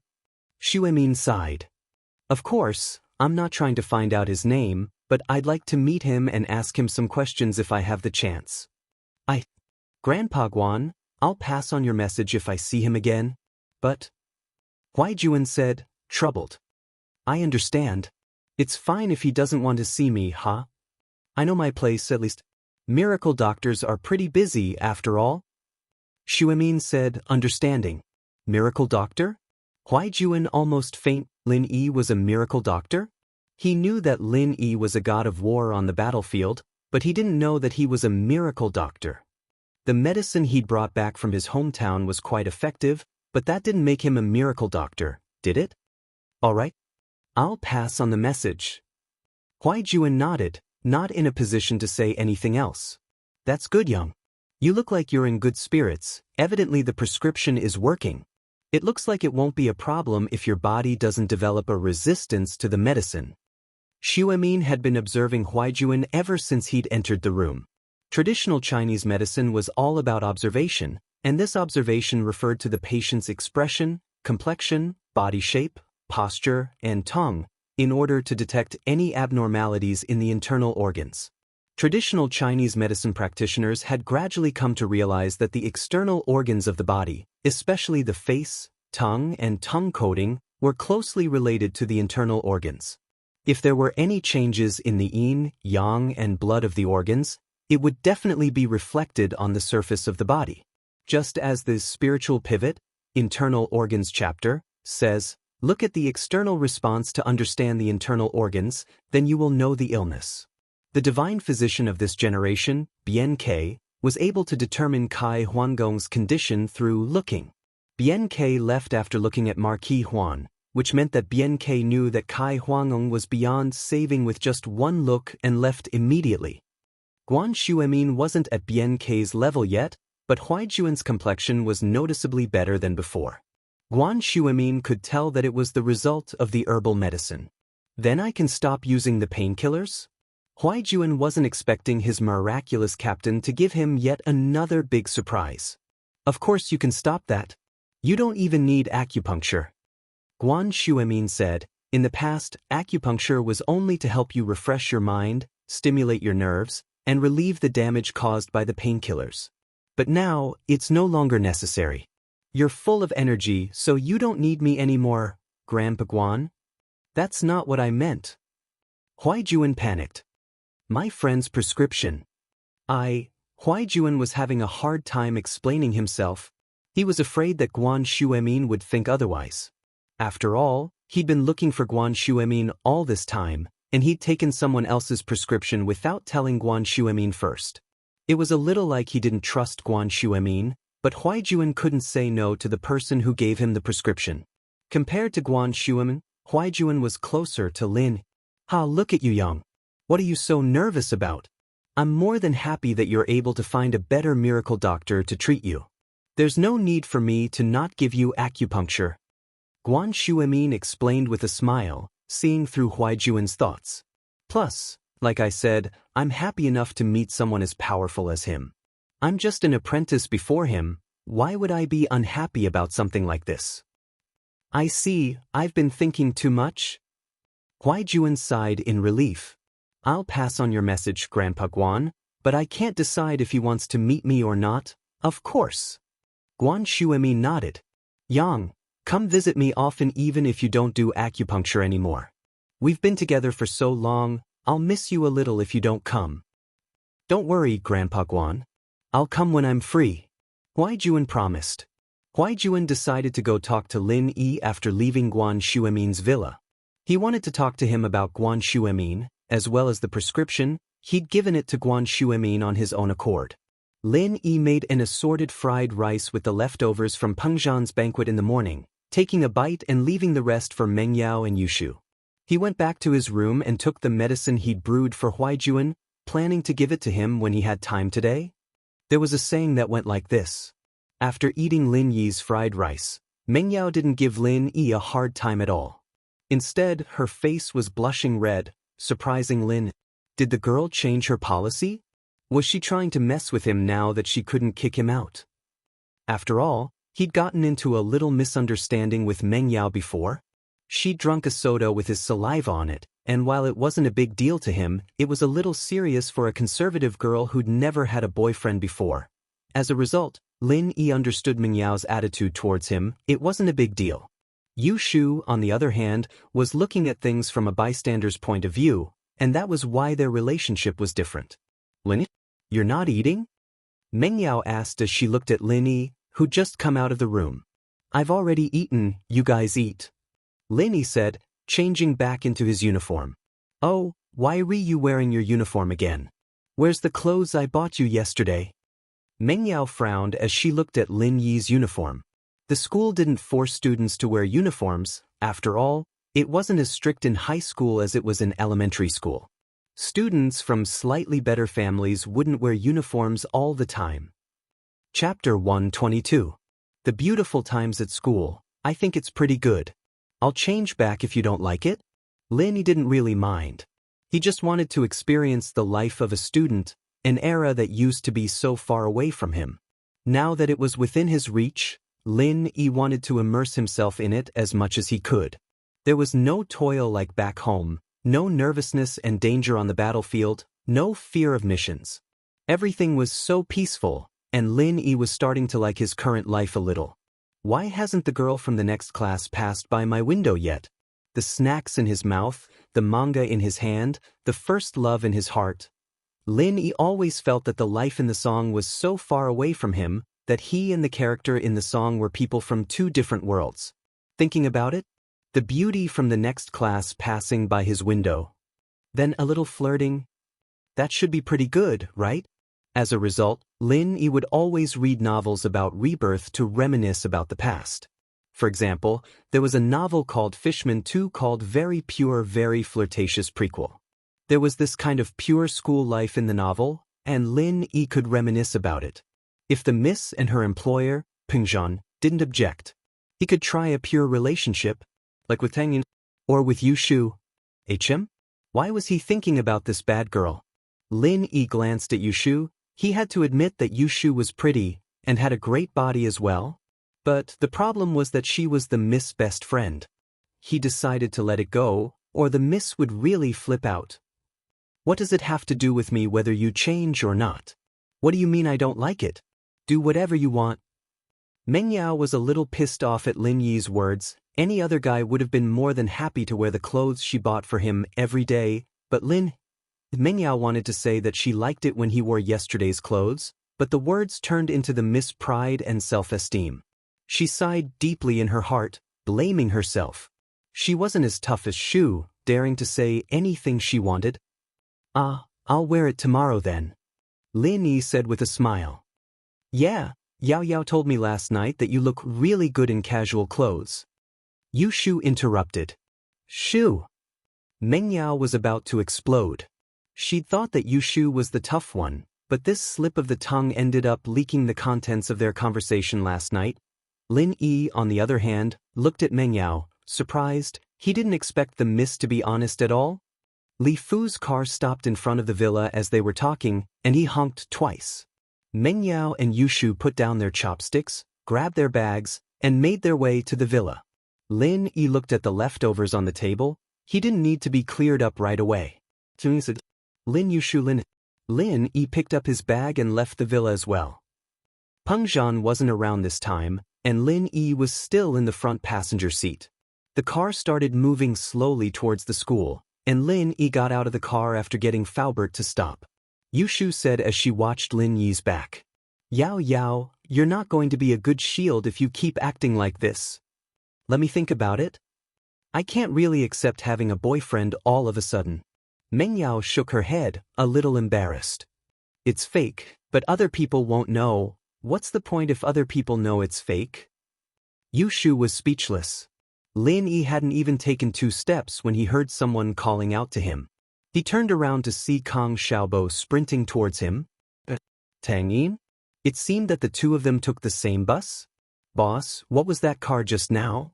Kang Xiaobo had seen Lin Yi get out of a luxury car. He wasn't able to see what the car was from a distance, but it looked like it was at least 1,000,000 yuan. Oh, a friend's. He was passing by, so he gave me a ride. Lin Yi said faintly. Meng Yao didn't ask him to say anything, and Lin Yi wouldn't say anything. It was better this way. He was still thinking about developing a pure relationship, and if people found out that he was the misfollower, oh, it looks like a pretty cool car. Kang Xiaobo said, a little envious. He suddenly slapped the back of his head and lowered his voice mysteriously. Boss, guess who I took the same bus with today? Tang Yin. Lin Yi said. Kang Xiaobo blinked. How did you know? Wasn't she not far behind you? Lin Yi smiled bitterly. I'm not blind. It was supposed to be something exciting, but now that you put it like that, it seems normal? Kang Xiaobo's face was gloomy. I wasn't excited at first, Lin Yi said. Tang Yin's a little prick. Whoever messes with her will be unlucky. What did you say, Lin Yi? Tang Yin saw Kang Xiaobo, Lin Yi's follower, the moment she got on the bus, but she didn't pay attention to him. When he got off the bus, she saw that he had bumped into Lin Yi, so she focused her attention on Lin. Tang Yin saw the scene of Lin Yi getting off the luxurious car. She snorted at his explanation to Kang Xiaobo that it was a friend's car. Wasn't he just a rich young master pretending to be poor at school? He was wearing high-end casual clothes yesterday, and today he was wearing a school uniform. Tang Yin thought that Lin Yi was a hypocrite. When she heard Lin Yi and Kang Xiaobo talking about her, Tang Yin's ears perked up. It wasn't until Lin Yi started talking about her that Tang Yin subconsciously blurted out. She regretted it after saying it. She didn't want to have too much interaction with Lin Yi. Tang Yin didn't deny that Lin Yi looked manly, but it didn't mean that he was manly. It was a unique charm, and Tang Yin wasn't blind. She was much stronger than Zhou Ruoming. But Tang Yun understood that rich young masters like him treated women like toys. She'd seen too many examples of this. Her childhood playmates were one of them. Tang Yin felt a wave of sadness and helplessness every time she thought about her boyfriend abandoning her. Who asked her family to be the weaker group? She couldn't just go to the young master's house and cry, could she? They might not even open the door. Lin Yi didn't think that Tang Yin would care about his conversation with Kang Xiaobo. He turned around and smiled. I said you're pretty. Chapter 123. Chapter 123. He didn't feel much pain, but he still smiled bitterly. It seemed like Tang Yun didn't like him at all. He'd been thinking about developing a pure relationship with her this morning. How did it end so quickly? It seemed like Tang Yun wasn't going to happen, and Yushu didn't seem likely either. Boss, why is Tang Yun so mad at you? Kang Xiaobo didn't get it. Lin Yi and Tang Yun didn't even know each other, so why was Tang Yun so mad at Lin Yi? Wouldn't the problem be solved if I knew? Lin Yi explained, speechless. That's true, eh? Boss, do you think Tang Yun likes you? Kang Xiaobo said all of a sudden. Likes me? What do you mean? Lin Yi paused as he looked at Kang Xiaobo, stunned. I heard that there's a guy from a few years ago, a girl in his class. She liked him a lot, and she'd always cause trouble for him. Whenever he skipped class or something, she'd give him a scolding. Chabo said, "Do you think Tang Yun's the same?" Linny rolled his eyes. "Couldn't you be serious?" "That's possible, but Tang Yun's only known me for 2.5 days. Does she like me already? Is that even possible?" Lin Yi shook his head. If that was the case, then the miss would look for trouble with him all the time. "Does that mean she likes me too?" "That's true." Kong Xiaobo laughed dryly as he walked with Lin Yi to school. Kong Xiaobo pointed at something not far away when they were almost at the school gates. "Boss, look, it's Meng Yao and Yushu." "Oh?" Lin Yi hadn't been paying attention to Meng Yao and Yushu, so he wasn't surprised. "Boss, look at the car they are in. It seems to be the same car as the one you were in just now." Kong Xiaobo's ability to discover was still very strong. "Really? It's different, isn't it?" Lin Yi said with a laugh. "Let's go, don't mind them." "That's true. It's too far away from us. It's not practical." Kong Xiaobo sighed. "I have experienced the feeling of being high and mighty as a rich man." Lin Yi didn't know why Kong Xiaobo suddenly sighed with emotion. However, Kong Xiaobo's family conditions were not particularly good, but not bad. It could only be said to be average. So what did he mean?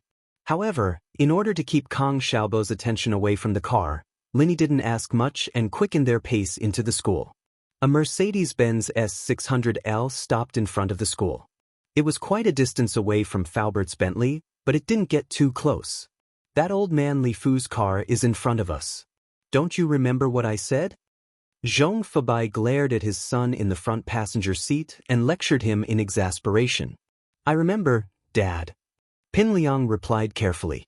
"I won't poke my nose into other people's business anymore." The other people's business he was talking about, of course, was Lin Yi's business. He didn't dare say that he was the one causing trouble for Lin. Instead, he blamed Nai Peo for Lin Yi's trouble. Nai Peo's foot was stepped on by Lin Yi, so he went to get revenge. This way, he would be able to reduce some of the responsibility. Fabai was part gangster, and naturally he valued brotherhood. He didn't go overboard when Pin Liang tried to get revenge for his brother. He only scolded him and told him to stay out of other people's business. "Do you know that you almost ruined my plan this time?" He sent my right-hand man, He Bao, to the police station, and I don't think he'll be able to get out for a few years. Luckily, he doesn't know much or else. Fabai humphed. "Remember, your first priority in school is to hook up with that girl, Meng Yao. Don't think about anything else. Do you understand?" "I understand, Dad. I'll try my best," Pin Liang promised. "If you can get Meng Yao, your dad won't have to listen to your uncle anymore." Fabai patted Pin Liang's shoulder. "Hurry up and do it before that old fox Pingzhan can react, or it'll be too late." Fabai wasn't an idiot. He did have some power in Songshan, but it was nothing compared to Pingzhan. If Pengzhan was looking for a son-in-law openly, he wouldn't be interested in Pin Liang. So, Fabai told his son to make the first move. Pin Liang agreed to his father's words. Although he hated Lin Yi, he couldn't do anything to Lin Yi without his father's support. If his father gave him his full support and got a team of security guards from the nightclub, Pin Liang didn't believe that Lin Yi could fight 4 hands with 2 fists. Even if he could, what about 10 or 20? He didn't believe that he couldn't beat him to death. "Lin Yi, I'll let you go for now. Once I hook up with Meng Yao, my father will be happy, and he'll gather his men for me. That'll be the day you die." Pin Liang thought to himself hatefully. Even if he didn't want to, he could only keep it to himself.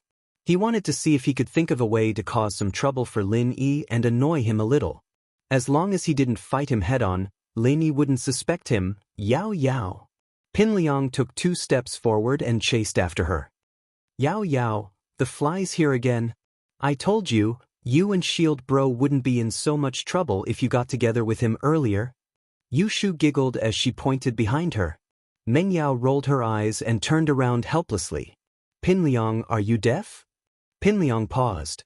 Why was Meng Yao calling him deaf all of a sudden? What was going on? He should be the one calling her that. Why was she calling him that? What do you mean? What deaf? Pin Liang didn't know what was going on. "Last time, you called me Yao Yao at the school gate. I told you not to call me Yao Yao, call me by my full name. So, I can only assume that you either have a problem with your IQ, or you're deaf. Pin Liang's face darkened at Meng Yao's mockery. You're just a little prettier and from a better family, aren't you? Just wait until I catch up to you. I'll teach you a lesson.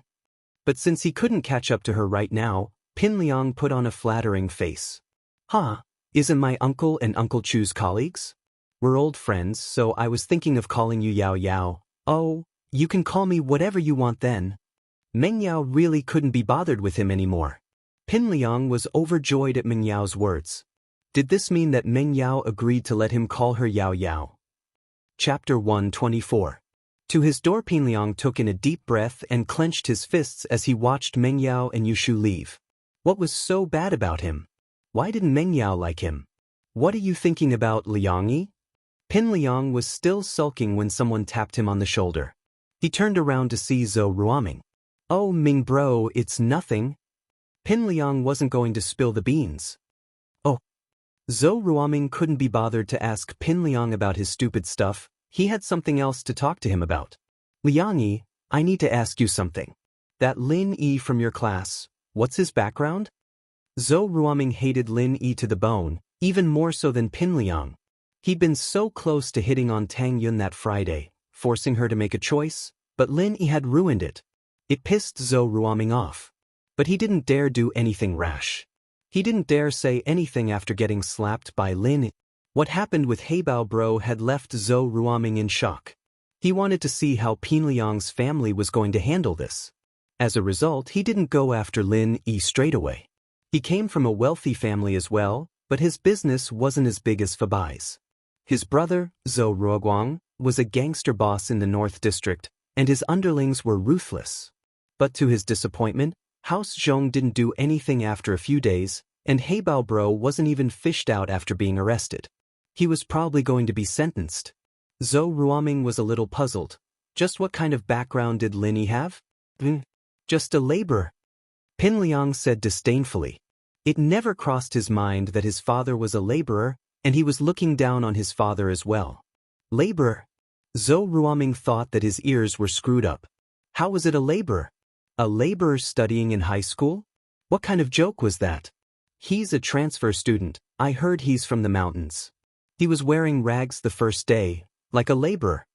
Pin Liang's eyes lit up as he explained. He suddenly realized why Zhou Ruoming was asking about Lin. Was he going to make a move on Lin Yi?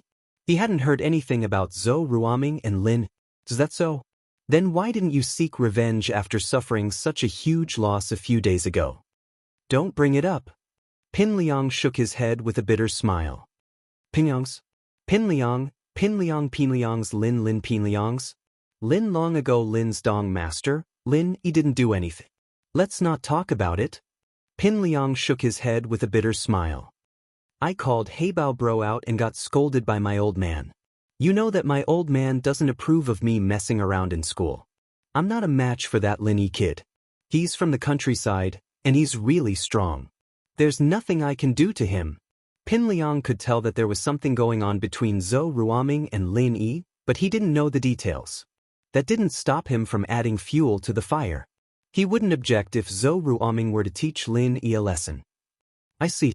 So you're saying that Lin Yi doesn't have much of a background? Zhou Ruoming was afraid that Lin Yi was from a powerful family. He'd be in big trouble if he messed with Lin. I don't know. Why do you keep asking about this kid? Pin Liang pretended not to understand what Zhou Ruoming was getting at. Oh, nothing, I'm just curious. Curious. Zhou Ruoming said. I'm leaving now, my bros are asking me to play basketball. Pin Liang curled his lips. Curious? Curious my ass. But it seemed like Zhou Ruoming was going to make a move. That was good news. During the third period, Lin Yi and Kang Xiaobo walked out of the classroom when the dean, Wang Jifeng, walked over in a hurry. His face turned serious when he saw Lin Yi. Lin Yi, come with me. Okay. Lin Yi knew that Wang Jifeng was pretending to be serious in front of Kang Xiaobo. Their relationship was a bit weird, but he couldn't expose it. He patted Kang Xiaobo's shoulder. Go to the restroom first, the dean is looking for me. Okay. Kang Xiaobo was a little worried, but he couldn't ask too much in front of the dean. He could only leave. After Kang Xiaobo left, Lin Yi asked, "What's up, Dean Wang?" "It's like this. This is the case. Captain Yang of the police station's criminal police team is here. He has something to look for you." Wang Jifeng smiled bitterly. "I think it's probably because of last week's incident. You should be careful. Don't talk nonsense. Just say that you don't know what he asks you. I will handle the other things for you on behalf of the school." Wang Jifeng took the responsibility for Lin Yi on his own accord. It seemed like he really wanted to build a good relationship with Lin Yi. Part of it was Lin Yi interrupting him the other day, but part of it was Pengzhan. Lin Yi knew that Huaijuan wasn't here because of last week's incident. It was most likely because the medicine he gave him was working, and the guy couldn't help but come looking for him. Still, the timing wasn't bad. If it were any other day, people would be suspicious if a criminal police captain came looking for a student out of the blue. But with last week's incident as a cover, no one would suspect anything. The two arrived at the dean's office, and Wang Jifeng pushed the door open. "Captain Yang, I've brought Lin Yi here. But we have to make this clear. You can understand the situation, but I'll have to inform the principal if I want to take him away, just to understand the situation." Huaijuan smiled. "Don't worry, Dean Wang, he won't cause any trouble for your work. Maybe you should leave for now?" "If that's the case, you guys talk." Wang Jifeng nodded and let Lin Yi in. He then left the office and closed the door behind him. "How was it? Did the prescription I gave you work?" Lin Yi asked as he sat down on the sofa after Jifeng left. "Eagle, you're amazing. The medicine works better than those painkillers," Huaijuan said excitedly as he punched Lin Yi, but Lin Yi dodged the punch without leaving a trace. "Call me Lin." Lin Yi corrected. "All right, Lin Yi is Lin Yi if you say so." Huaijuan didn't mind. The name was just a code. "Lin Yi, there's something I need to apologize to you for. I've shown the prescription you gave me to the doctor who treated me, but he promised that he wouldn't tell anyone about it." Chapter 125. "She's a bit careless. He wants to see you, but I haven't agreed yet. I just told him I'd try to contact him." Huaijuan said. "I don't know what mission you're on, and it's not my place to ask. You don't have to see him if it's not convenient for you." "Mission?" Lin Yi smiled bitterly as he rubbed his nose. "I really don't know what's going on with this mission. I don't even know where it's coming from. How could I not meet your savior? Of course I'll see him." "HM? Don't force it," Huaijuan said, touched. He knew that Lin Yi wasn't the type to get involved in other people's business, and Lin Yi wouldn't have the time to meet a stranger if it weren't for him. "What's there to force it? I've got nothing better to do anyway," Lin Yi said with a smile. "Plus, I have you as my backup. It'll be easier for me to do things in Songshan." "All right then, you set a time," Huaijuan said, not bothering to waste words with Lin. There was no need for words of thanks, it'd be too cliché. "Tomorrow? Tell Jifeng that he wants me to go to the police station to make a statement. I'll be able to get away that way. Otherwise, it'll count as me skipping school. I don't want to," Lin Yi said as he pointed at the door. "All right, I'll go talk to him later." Huaijuan nodded. It was a small matter. "Oh, right, I forgot what I was supposed to be doing. I made you some medicine. Drink it when you get home. Your body'll feel a lot better after the first stage, and I'll give you the second stage medicine. You'll be back to normal in about 3 months," Lin Yi said. 3 months? Huaijuan froze as he stared blankly at Lin. "If it's fast, it'll take at least 2 months," Lin Yi said, assuming that Huaijuan thought it was too long. "The herbal soup isn't too tasty, but you'll have to bear with it for 2 months. Lin Yi, you're not joking, are you? My body'll be back to normal in 2 months? Like a normal person?" Huaijuan was getting a little excited. "Seriously? The doctor said that it's already a blessing that my condition hasn't worsened, but I can actually recover? Ugh, so you aren't afraid of drinking medicine?" Lin Yi smiled. "You still don't believe my words?" "I do." Of course he believed it. It's just too shocking. Huaijuan was truly shocked, but he trusted Lin Yi's words. On the battlefield, there had been many times when the enemy was about to catch up to them, but it was all because of Lin Yi's correct judgment that they were able to escape from danger and then turn around and kill the enemy. Therefore, Lin Yi's prestige in the team was unparalleled. Lin Yi's words were also carried out by the team members without reservation. "You brat, I'm afraid of drinking medicine?" He did not even feel a bullet hitting his body, so why would he be afraid of drinking Chinese medicine? "Are you mocking me?" That's not necessarily true. I've seen some fearless people before, but they're afraid of injections and medicine. Lin Yi smiled. "Come with me to the classroom later. I'll get it for you." "Captain, you're so awesome." Huaijuan couldn't find the words to describe the joy he was feeling right now. He'd thought that every day of his life was worth it, and that he'd be able to live until the day the painkillers and massages stopped working. He'd be able to die at that point, but Lin Yi was able to cure it. Lin Yi was like a god in the team, but Huaijuan couldn't hide the shock he felt. Lin Yi definitely wasn't that old. If he wasn't wrong, he should be around the same age as Ning, 7 or 8 years younger than him. Yet, he seemed to be able to do everything. Where did he learn all this from? To be honest, I kind of miss those days, the rain of bullets every day. Lin Yi said, a little emotional when he heard Huaijuan call him captain. "Yeah, there's also Ning." Huaijuan stopped abruptly as he realized that Lin Yi's face had darkened at the mention of that name. "Let's not talk about that." Lin Yi sighed. "The past is the past." "But Ning's still asking about you." Huaijuan said, his heart aching for Ning, but he didn't want to go against his captain's wishes. "Then tell her that Eagle's dead." Lin Yi said faintly, a trace of sadness in his eyes. Indeed, he had already returned an identity. Every mission was a chance for him to be reborn. Once the mission was over, his life would come to an end. But Huaijuan was about to say something when Lin Yi cut him off. "Just tell her that the next time you see her," Lin Yi said. "Long-term pain is better than short-term pain. You know very well that we're not meant for each other, and I might die one day. You don't want her to be a widow, do you?" Huaijuan lowered his head helplessly.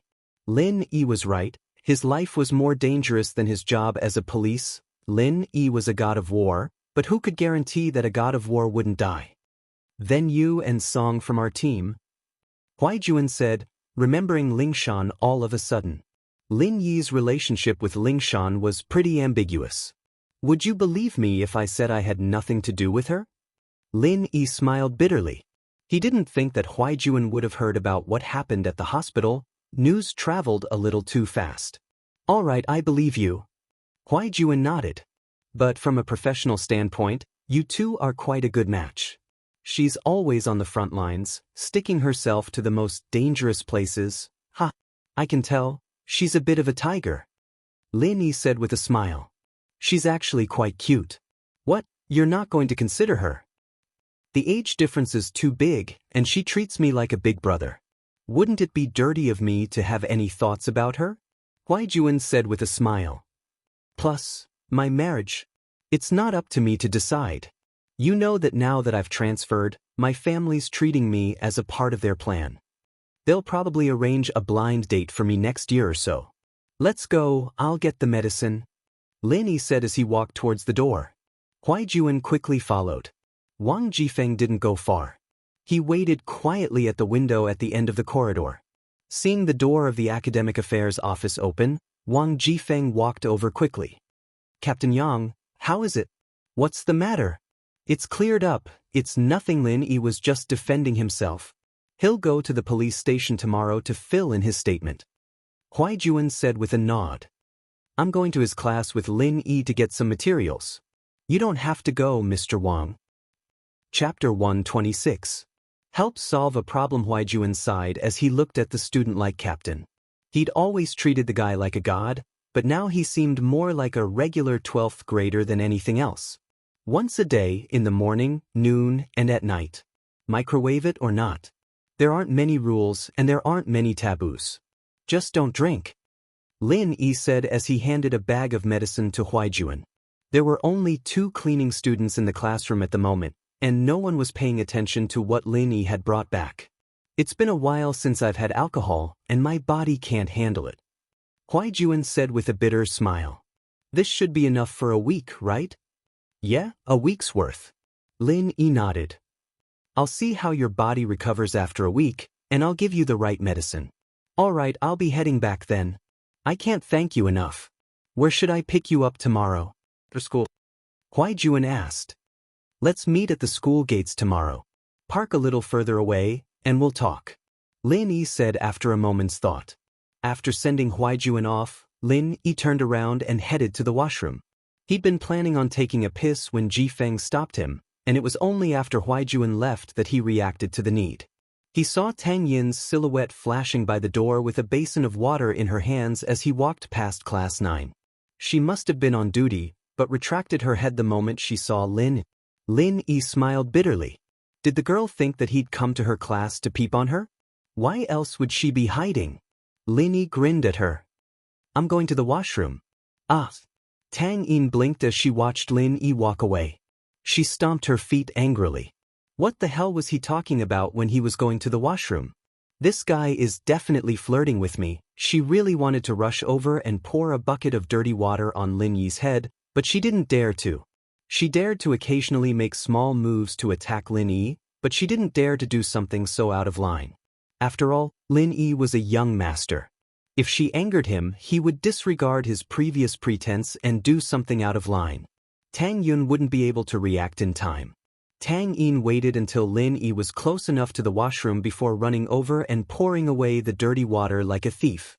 She quickly filled up a basin of fresh water and ran back to her class. However, before he could take 2 steps, he bumped into someone. He lost his grip on the water basin and it flew out. Tang Yun lowered her head when she saw who it was. Mr. Wang, do you know how to walk? Ji Feng was about to explode. He'd wanted to come to Class 5 to see if Lin Yi was alright, but Huaijuan was there, and it wasn't his place to ask too many questions. He decided to ask Lin Yi in private to make sure he wasn't in trouble. In the end, just as he reached the door of grade 12 Class 9, a student in front of him splashed a pail of cold water on his face, making him look like a drowned rat. Mr. Wang, I'm sorry. Tang Yin didn't know what to do. She was the kind of good student who only cared about her studies. She'd never made a mistake like this before. Splashing cold water on the head of a student wasn't a small matter.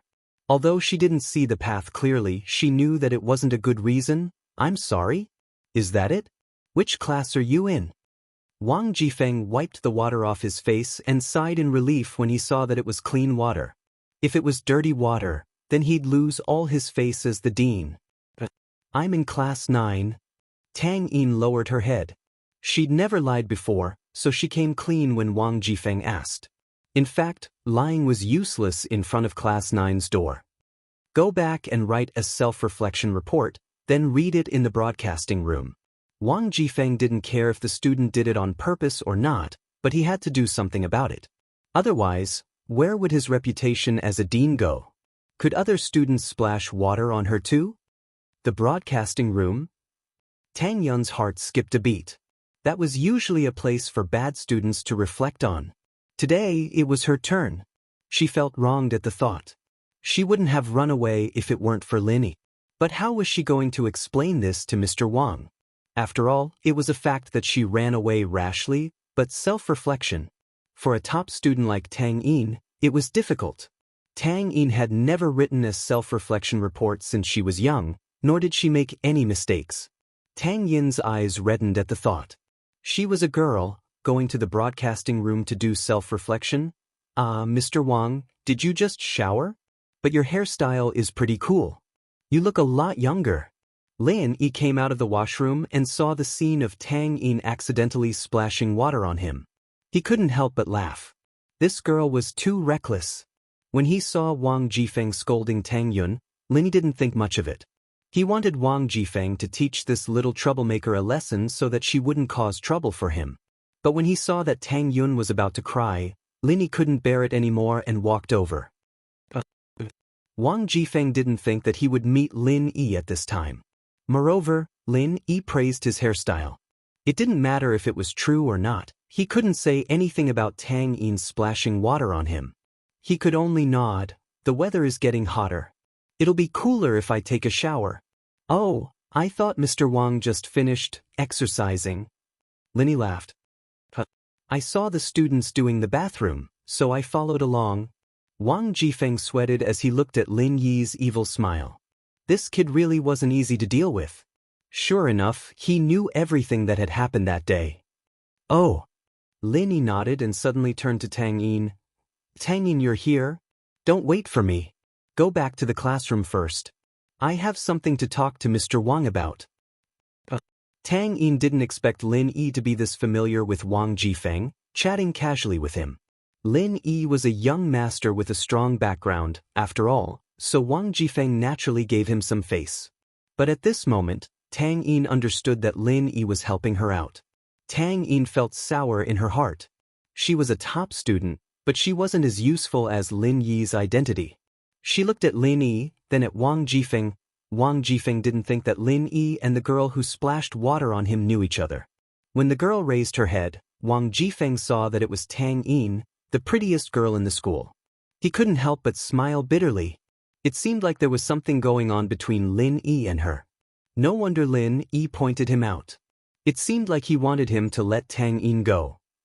Chapter 127. Tang Yin cried. Tang Yin was a little startled, not only because of how easily Wang Jifeng brushed it off, but also because of what he said at the end. He told Lin Yi to look for her later. Was that really what the dean would say? Didn't he hate it when boys and girls got too close together? Why was it today? Tang Yin sighed faintly. Was this all because of Lin Yi's identity? She went back to class absent-mindedly and didn't do anything else. She sat in her seat and quietly thought about the events of the past few days. She didn't know if Lin Yi really liked her or not. She snuck a peek out of the classroom window to see Lin Yi and Wang Jifeng chatting happily. Tang Yin curled her lips. Would you still be able to do that if you weren't a young master? Tang Yin was both afraid and annoyed of Lin. It was fine if he cared about his image, since she could throw a tantrum in front of him and make things difficult for him. But what if he didn't care about anything? Tang Yin didn't dare imagine what he'd do. There were too many unscrupulous young masters in Songshan, and Tang Yin had heard of them before. If it weren't for Songshan's strict school rules, she wouldn't have been able to escape her fate. Fortunately, Songshan's first school was a star private school in the city, and even the province. Their enrollment rate had always been one of the best, and the board of directors had powerful backgrounds as well. Those young masters might be unruly, but they didn't dare cross the line in school. Otherwise, they'd be mercilessly expelled even if they had a background. She thought back to her childhood playmate, her best friend, who now had both legs crippled and stayed at home all day.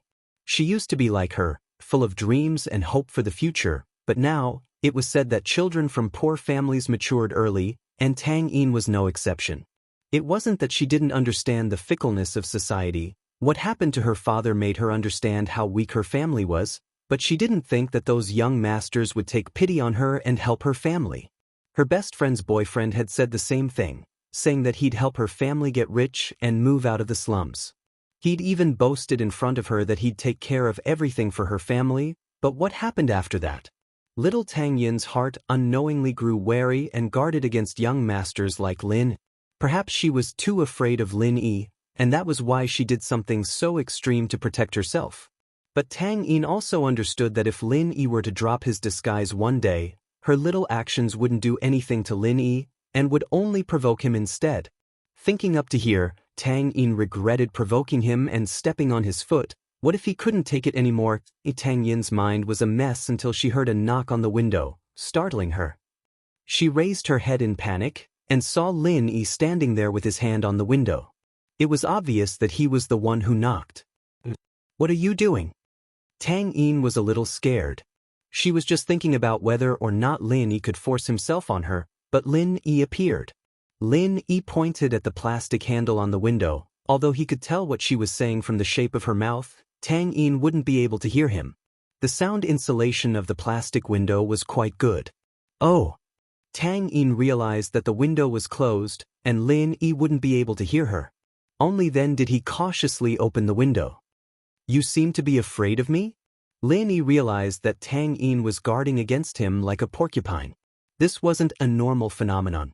He still wanted to start a pure relationship. He couldn't just let it die like this, right? Why would I be afraid of you? Tang Yin twisted her body unnaturally, distancing herself from Lin Yi. What about you? What do you want? Nothing? Lin Yi felt innocent. Although he was lusting after Tang Yin's looks, and she was indeed a beauty, he was a normal man. He would more or less have some thoughts, but he didn't do anything further. Tang Yin looked at his innocent eyes, and bit her lips angrily. You chased Zhou Ruoming away, and now you're trying to please my mother. You even gave me a dress, didn't you want to pursue me? Tang Yin was a little shy, but since the conversation had reached this point, she might as well make it clear so that Lin Yi could give up early. Gave you a dress? Lin Yi didn't think that she would still think that he was the one who gave her the dress after he asked for 50 kuai. This gift was too good. He would open a gift company in the future, specializing in giving gifts to people. But when it seemed that he was right, Tang Yun really thought that he was wooing her. She did all this just to get close to her. Lin Yi thought that Tang Yun wanted to woo her. Lin Yi could only smile bitterly. If Huaijuan knew about this, he would laugh his head off. Fine, I want to pursue you, so what? Lin Yi wanted to tease Tang Yin, so he nodded and admitted it. How could you do this? Tang Yin didn't think that once she provoked him, Lin Yi would really take off his disguise and admit it. She didn't know what to do, so she lowered her head and didn't dare to look at Lin. She didn't have the courage to question him anymore. Tang Yin buried her head very low, almost into her collar. The back of her neck was originally covered by her hair, but her fair skin was reflected in Lin Yi's eyes, making his imagination run wild.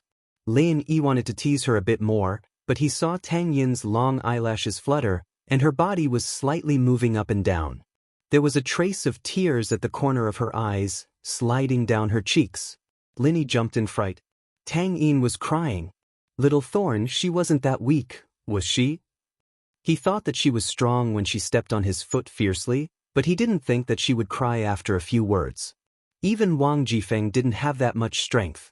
All right, don't cry. Lin Yi had never coaxed a girl before, and he was a bit flustered. He didn't know what to do. If you don't cry, I'll buy you candy. Tang Yun got even angrier as she listened to Lin Yi's nonsense, thinking that he was mocking her on purpose. She felt wronged and cried even harder as she laid her head on the table, sobbing. All right, as long as you don't cry, I'll promise you one thing as long as it's within my power. Lin Yi had never promised anyone anything before, but if he made a promise, he would definitely keep it.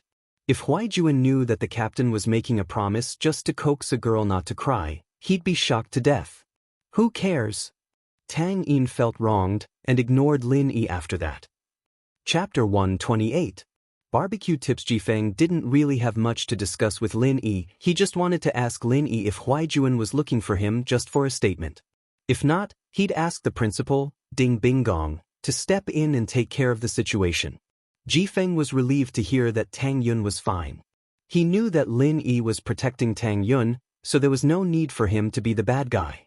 His weakness was still in Lin Yi's hands, and while private schools weren't as strict as public schools, it wouldn't end well for him if the board of directors found out about it. Lin Yi had hired him to manage the school with a high salary, not to mess around with women.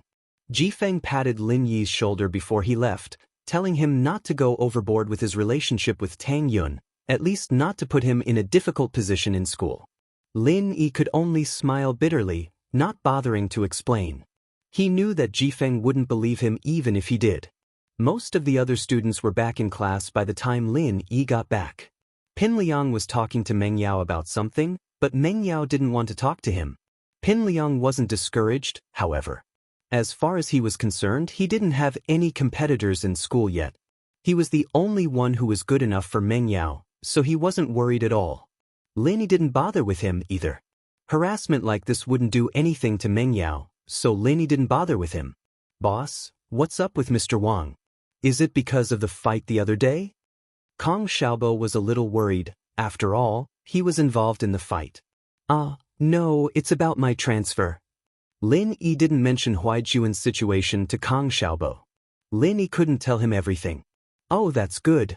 Kong Xiaobo nodded. Right, boss. When I was coming back, I saw that Tang Yin's curtains and windows were open. Tang Yin's eyes were red like she just cried. Do you think Zhou Ruoming went to harass her again? How would I know? Lin Yi sweated. Kong Xiaobo's observation skills were quite strong. At lunchtime, Lin Yi planned to go to the cafeteria, but Kong Xiaobo dragged him out for barbecue. I didn't have enough last Friday. I've been craving for 2 days. Mrs. Tang's barbecue could only be described as ordinary. It wasn't delicious, and it didn't have any special recipes. But how much more could you ask for from a street stall? Tang Yin didn't come to help today. The lunch break was actually quite stressful. Many students needed to take the opportunity to take a nap, otherwise they wouldn't be able to continue doing their homework in the afternoon. Tang Yin was distracted by Lin Yi today. She planned to take a break at noon to calm down, otherwise she wouldn't be able to focus on her studies. The barbecue stall wasn't very popular at lunchtime, and there wasn't anything special about it. The school had a cafeteria, and the number of students eating there was still quite a bit. Mrs. Tang had just finished grilling 2 tofu rolls for a female student when she raised her head and saw Lin Yi and Xiaobo. A smile appeared on her face.